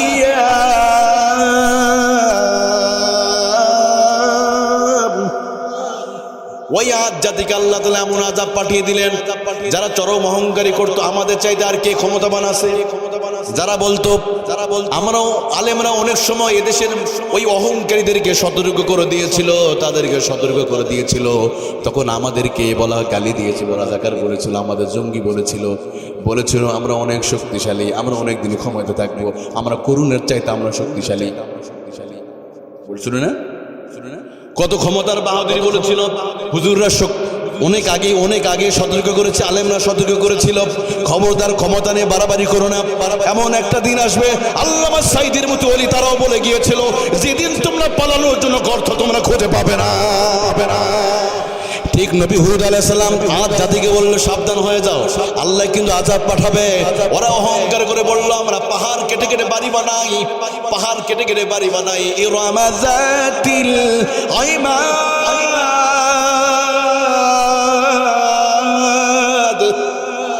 ওরা বলতো ইরাম সম্প্রদায়ের মানুষ আমাদের মতো এত স্থাপত্য বিষয়ে কেউ জানে না পৃথিবীতে, আমাদের মতো এত বিল্ডিং তৈরি করা প্রযুক্তি দিক দিয়ে কেউ ছিল না এত ক্ষমতাবান, তোমরা কিছুই করতে পারবে না। হুদ তোমার আল্লাহ কিছুই করতে পারবে না। এবার আল্লাহ কি করলো? আল্লাহ কি করলেন? সাখখারাহা সাবআ লায়ালিন ওয়া সামানিয়াতা আইয়াম। আল্লাহ তাআলা এমন একটা ঝঞ্ঝা বায়ু পাঠালেন, এমন একটা ঝড় শুরু হলো, যে ঝড়ের পাওয়ার এতটা বেশি ছিল 7 দিন 7 রাত। সাবআ লায়াল মানে কি? সাবআ লায়াল ওয়া সামানিয়াতা আইয়াম, অথবা 7 রাত অথবা 8 রাত। আল্লাহ কি করলেন? তাদেরকে শূন্যের উপরে ভেসে রাখলেন। বিশাল দেহের মানুষগুলোরে 8 দিন ভেসে রেখে 9 দিনের মাথায় আসাব দিয়া আল্লাহ তাআলা কওমে আদ জাতিকে আল্লাহ চিরদিন আল্লাহ জমিনে দাফন করে দিয়েছে। সুবহানাল্লাহ বলেন না? আল্লাহ এটা এই যে সূরা ফজরের ভিতরে, আমি এই সূরা তো তাফসীর এখানে করতে পারি নাই, এটা আলাদা করেছিলাম, আপনারা ইউটিউবে আছে দেখেন। সূরা হাদের ভিতরে সূরা ফজর 89 নম্বর সূরা, যেটা এখানে আল্লাহ তাআলা বলছেন যে জাতিগুলোকে ধ্বংস করেছে এদের কি কি কারণ ছিল, কি অপরাধ ছিল। ঠিক একই ক্যাটাগরি কাজ মানুষ যখন অহংকারী করবে, সীমা লঙ্ঘন করবে, নিজেকে যখন বলবে ওয়াকালু মান আশাদ্দু মিন্না কুওয়া, আমাদের চাইতে কি ক্ষমতাবান আছে, আমাদেরকে কি ক্ষমতাতে নামাতে পারবে। কথাগুলো মিলছে না কিছুটা? আল্লাহ তাহলে কেন ভাই আদ জাতির ঘটনা কেন কোরআনে বললো সূরা ফজরে? এখন তো আদ জাতির আপনাদের ভিতরে কোনো আছে নাই নাকি? এখানে ইরাম জাতির সম্পর্কে আছে নাকি? আমরা এতগুলো মানুষ লম্বা হয়ে যত্ন না হব, আদ জাতির একটা হাতের সমানে হবো না সবাই মিলে। ওরা এতটা লম্বা ছিল, এতটা দীর্ঘ দেহ ছিল, ওদের মাথার সমানে আমরা হব না। কল্পনাই করতে পারবেন না আপনার। আদ জাতি ইতিহাস জানতে বিজ্ঞান রিসেন্টলি স্বীকার করেছে যে সম্ভবত ব্রাজিলে একটা জঙ্গলের পাশে বিশাল একটা মাথার খুলি পাওয়া গেছে।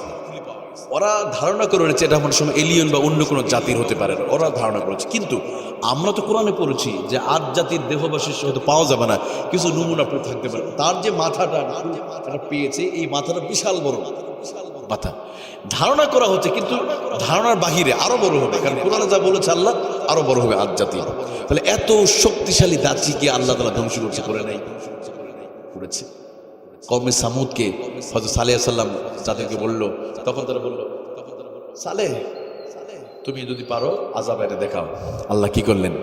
ভূমিকম্প ডিসাইজ করেছে। এই জন্য প্রিয় ভাইরা আসুন আমরা কখনোই সমাজে অহংকার করা যাবে? চেহারা, ক্ষমতা, টাকা পয়সা, গাড়ি বাড়ি, এগুলো নিয়ে কখনো অহংকার করা যাবে না, কারণ আমরা চিরদিন থাকবো না ভাই। আচ্ছা, আমাদের দেশের সাবেক যে প্রধানমন্ত্রীরা ওনারা কি আছে? সাবেক রাষ্ট্রপতিরা কি বেঁচে আছে? এখনো যারা আছে কিছু নেতারা যাদের সুদ আসে, তো আগামী 10 বছর মধ্যে মরে যাবে, এগুলা সব কবরে চলে যাবে, একটাও থাকবে না আগামী 10 বছর। এখন দেখুন লাফালাফি করছে, আগামী 10 বছর সব মাটির নিচে চলে যাবে, থাকবে ইয়াংরা, এই যুবকরা কিন্তু দেশ পরিচালনা করবে। কথা বলতে ঠিক কিনা?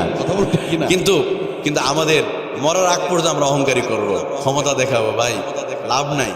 কারণ আমাদের কবরে যখন দাফন দেওয়া হয়, আপনার বাস পচার আগে লাশটা পচে যাবে। কথা বল ঠিক কিনা? কবরে মানুষকে যখন দাফন করে দেখবেন 3 দিনের ভিতরে ওই বাসটা এখনো কাঁচায় আছে, মাগার লাশ পচে গেছে। আমাদের 24 ঘন্টার ভিতরে হাত পচে যাবে, 24 ঘন্টার ভিতরে জিহ্বা পচে যাবে, 24 ঘন্টার ভিতরে আপনার চোখ পচে যাবে, 24 ঘন্টার ভিতরে আপনার পেট পচে যাবে। যে হাত দিয়ে মানুষকে অন্যায়ভাবে আঘাত করেছেন, মানুষকে গালি দিয়েছেন, ক্ষমতার পেয়ে মিথ্যা মামলা দিয়ে অন্য দলে মানুষের কষ্ট দিয়েছেন, এই হাত 24 ঘন্টার ভিতরে, 24 ঘন্টার ভিতরে আপনি যে চোখ দিয়ে খারাপ কিছু দেখেছেন, এই চোখটা পচে যাবে। যে পেটে সুদ আর ঘুষের টাকা নিয়ে গরিবের টাকা মেরে পেট মোটা করছেন না, মরার পরে দেখবেন সবার আগে মানুষের পেট ফুলে যায়। খেয়াল করছেন আপনারা? পেট কেন ফুলে যায়? ওই পেটের ভিতর হারাম ঢুকিয়েছে, গরিবের হক ঢুকিয়েছে, গরিবের সুষম বন্টন করে নাই। গরিবের জন্য বাজেট এসেছিল, বন্যার সময় সব নিজের পেটে ঢুকেছে। আল্লাহ বলে তুই মরার সাথে তোর পেটটা আগে ফুসে যাবে। তা বলে ঠিক কিনা? এই যে দেখবেন আমরা অনেক সময় বলি, হুজুর আপনারা ইদানিং দোয়া করবেন, দোয়া কবুল হয় না, এই অবজেকশনটা আমাদের, সব দোষটা আমাদেরই। এখন দোয়া কবুল না হলে হুজুরদের দোষ। তা আমাকে বলছে কেন, আমিও তো একটা মসজিদের খতিব, তাই না? ঢাকায় কায়ু মসজিদের আমি খতিব। আমার তো মুসল্লি আছে, মাঝে বলে হুজুর কি স্যার এত দোয়া করো, হাদিয়া তো দিই আপনার মাঝে মাঝে, কিন্তু দোয়া কবুল হয় না কেন? পরে চিন্তা করলাম দোয়া কবুল হয় না কেন? দোয়া কবুল হবে কেমনে? এক হাতে রব্বানা যালামনা আনফুসানা ওয়া ইল্লাম তাগফির লানা, আর এক হাতে সুদের দেনা পাওনা। কথা কন, দোষ আমাদের। এক হাতে রব্বানা যালামনা আনফুসানা ওয়া ইল্লাম তাগফির লানা, অন্য হাতে যৌতুকের মোটরসাইকেল। এবার গিয়ার দিবে না, আবার জোরে বাজায়, অন্যটা তো শুনতে পায়। এদিকে তো সুদ খায় না, ভোলাতে সুদ নাই, আলহামদুলিল্লাহ। এদিকে সুদ খায়, আস্তা বলে যারা খায় তারা শুনতে পাবে, আবার সুদ যে খাবে আপনাকে বলে দেয়। আমি কোরআন দিয়ে বলছি, আমি কোনো কথাই কোরআনের বাইরে বলে নেই। যে সুদ খাবে আল্লাহ তাআলা তার সুদের টাকায় যতটা লাভ হবে এর চাইতে দ্বিগুণ টাকা উন্নতিতে চলে যাবে। দেখবেন যারা এই যে গ্রামীণ ব্যাংক বা বিভিন্ন জায়গায় কিস্তি নেয়, আমি ছোটবেলাতে দেখলাম শুধু কিস্তির টাকাই শুধু মানে শোধ করে, কিন্তু ওদের উন্নতি নাই। যা অবস্থা একই অবস্থা আছে, কোনো উন্নতি নাই। সারা জীবন শুধু কিস্তির টাকায় শোধ করে, মাগার কোনো উন্নতি নাই। এগুলো মাঝে মাঝে আমাদের মা বোনরা এই ধোকাটা পড়ে। তারা কি সুদের টাকা বাড়ি, আপনি সুদের টাকা বাড়ি করতে কি বলছে আপনারা? এই বাড়ি তো চিরদিন থাকবে না। আজ জাতির পাহাড়ের বাড়িগুলো শেষ করছে আল্লাহ। আর আপনাদের এই সমস্ত বাড়ি থাকবে নাকি? আজকে যে ভোলা জেলা, এই যে ভোলা জেলা, এটা একসময় দ্বীপ ছিল, অথবা পানির মধ্যে ছিল, অথবা আগামী 100 বছর পরে এই যে আপনার কুঞ্জের হাটত নাও থাকতে পারে, অথবা আগামী 200 বছর এটা মাটির নিচে দাফন হয়ে যেতে পারে। কারণ আল্লাহ তো বলেছে, তো সূরা কাহফের মধ্যে এসেছে, স্থল এক জায়গা আছে পানি, একদম সাগর, এটা একসময় কি হতে পারে? বিশাল একটা দেশে পরিণত হতে পারে। আপনি আটলান্টিক মহাসাগরের পাশে আপনি যান, এখন বিশাল একটা চর জেগে যাচ্ছে, ওখানে একটা দেশে পরিণত হয়ে যাচ্ছে। আবার অনেক সভ্যতাকে আল্লাহ মাটির নিচে, পানির নিচে দাফন করছে। আপনার যান না সুবর্ণ চরে, ওইদিকে গিয়ে দেখবেন আজ থেকে 100 বছর আগে চর ছিল না, এখন চর হয়ে গেছে না? আচ্ছা, এগুলো তো আপনাদেরকে নানার বাড়ির কাছে মামার গল্প করে লাভ নেই, এগুলো আপনারা ভালো জানেন আমার চাইতে। আপনাদের দ্বীপ সম্পর্কে খুব ভালো ধারণা। আপনাদের পাশে কি বলে মনপুরা দ্বীপ, নিজুম দ্বীপ আছে না? এই দ্বীপগুলো 100 বছর আগে এত বড় ছিল। অথবা নতুন আর একটা দ্বীপ হচ্ছে আপনার এই বঙ্গোপসাগরে বিশাল একটা এরিয়া মিলে যেটা দ্বীপ হচ্ছে। এখানে বাংলাদেশের যতটুকু মানচিত্র, যতটুকু এরিয়া হচ্ছে তার বড় একটা দেশের সমান হয়েছে। মাঝে মাঝে আমরা হতাশ হই, এতটুকু জায়গায় এত মানুষ, আরে বাবা তোমার টেনশন করা লাগবে না, সৃষ্টিকর্তা নিজেই আমাদের জন্য জায়গা তৈরি করে দিবে, তাই না? টেনশন করার দরকার নেই। তো আল্লাহ তাআলা এই জন্য প্রিয় ভাইরা, তাহলে এত বাড়ি নিয়ে আপনি টেনশন কেন? আপনি সুদের টাকা নিয়ে বাড়ি করতে হবে কে বলেছে? অথচ বাড়ি তো থাকতে পারবেন না আপনি এই ঘরে মারা যাবেন, আপনার বিবি আপনার সন্তান বলবে তাড়াতাড়ি লাশটা নিয়ে দাফন করে দাও, আপনার নামটাও ধরে বলবে না ভাই। তাহলে কেন একটা ঘরের জন্য একটা ইয়ের জন্য আপনি ই করবেন ভাই? আসলে আল্লাহ তাআলা আমাদের বোঝার তৌফিক দান করুক। আপনাদের কষ্ট হচ্ছে নাকি? আমি আপনাদেরকে শুধু শেষ মুহূর্তে এটাই এতটুকু বলবো, আমরা সবাই মৃত্যুপথ যাত্রী, আমরা কবরে চলে যাব। এই দুনিয়াতে যতদিন থাকবো আমরা ততদিন কোরআন মেনে চলবো ইনশাআল্লাহ। বলেন কোরআনের সাথে থাকবো। আমরা নিজেরা আমরা কি করবো? ওই যে প্রথমে বলেছিলাম, সমাজে কয় শ্রেণী মানুষ আছে? এক শ্রেণী মানুষ আল্লাহকে মানে এবং নিজে কোরআন মানে, অন্য মানুষকে আল্লাহর হুকুম মানার জন্য চেষ্টা করে যায়।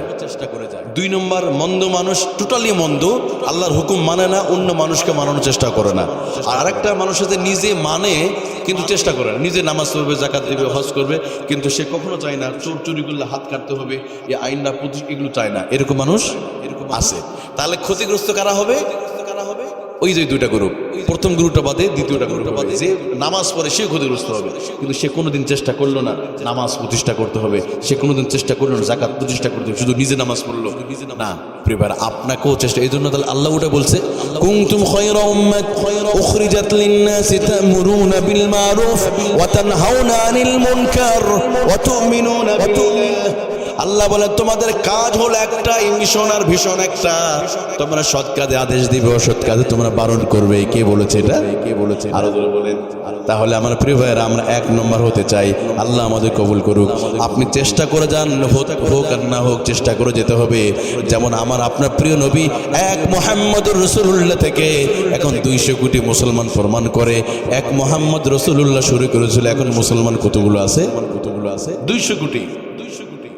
আল্লাহ রাসূল যখন দাওয়াতের কাজ শুরু করলেন, কোরআনের দাওয়াত, তখন একজন তিনি একা মুহাম্মদ ছিলেন। কয়জন? এরপর আবু বকর ইসলাম গ্রহণ করলো, তারপর হযরত খাদিজা। কয়জন? 3 জন না? এখন কতজন আছে? সুবহানাল্লাহ। আর তোরে কোন সুবহানাল্লাহ। ওরা চেয়েছিল যেটা, ওদেরটা সফল হয় নাই।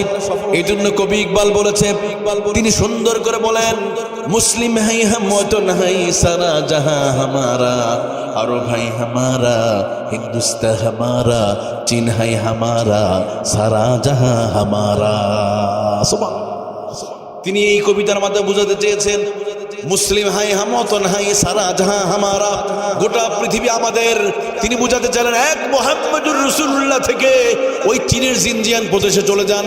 জিনজিয়ান প্রদেশ গুগলে সার্চ করলে পেয়ে যাবেন কত হাজার কিলোমিটার। ওই চীনের জিনজিয়ান প্রদেশে 1 জন নয়, 2 জন নয়, প্রায় 3 কোটি মুসলমান সেখানে বসবাস। আপনি এবার চলে যান আটলান্টিক প্রশান্ত মহাসাগর, আটলান্টিক মহাসাগর পাড়ি দিয়া বাংলাদেশ থেকে 29 ঘন্টা শুধু সময় লাগে বিমানে। কত ঘন্টা? 29 ঘন্টা সময় লাগে ওই আমেরিকা। এরকম ভাবে আটলান্টিক মহাসাগর পাড়ি দিয়ে ওপারে যেতে, ওই আটলান্টিক মহাসাগরের ওপারে ওই আমেরিকার ভিতরে 1 জন নয়, 2 জন নয়, 50 লক্ষ মুসলমান সেখানে বসবাস করে। এবার চলে যান আপনি ওশেনিয়া মহাদেশ, চিলি, ব্রাজিল, লম্বা একটা সরুর দেশ আছে পেরু, চিলি, যান ওখানেও মুসলমান।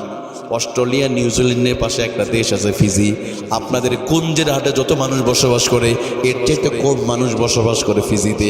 আমি একটা গবেষণা দেখলাম, একটা ম্যাগাজিনে দেখলাম, ওই ফিজিতে যত না মানুষ আছে তার ভিতরে কালিমার দাওয়াত, তাবলিগের কাজ চলে গেছে, দিনের দাওয়াত চলে গেছে, সেখানেও রাসূলুল্লাহ দাওয়াত পৌঁছে গেছে বলেছে। এই জন্য কবি বলেন, মুসলিম হাই হাম ওয়াতন হাই সারা জাহাঁ হামারা, হিন্দুস্তান হামারা, আরব হাই হামারা, চীন হাই হামারা, সারা জাহাঁ হামারা। জোরে বলুন সুবহানাল্লাহ। এর জন্য কোনো চিন্তার কারণ নাই। আমাদের কম হতে পারে, কিন্তু আমাদের উদ্দেশ্য যদি সঠিক থাকে, একটা দিন আল্লাহ আমাদেরকে বিজয় এনে দিবে।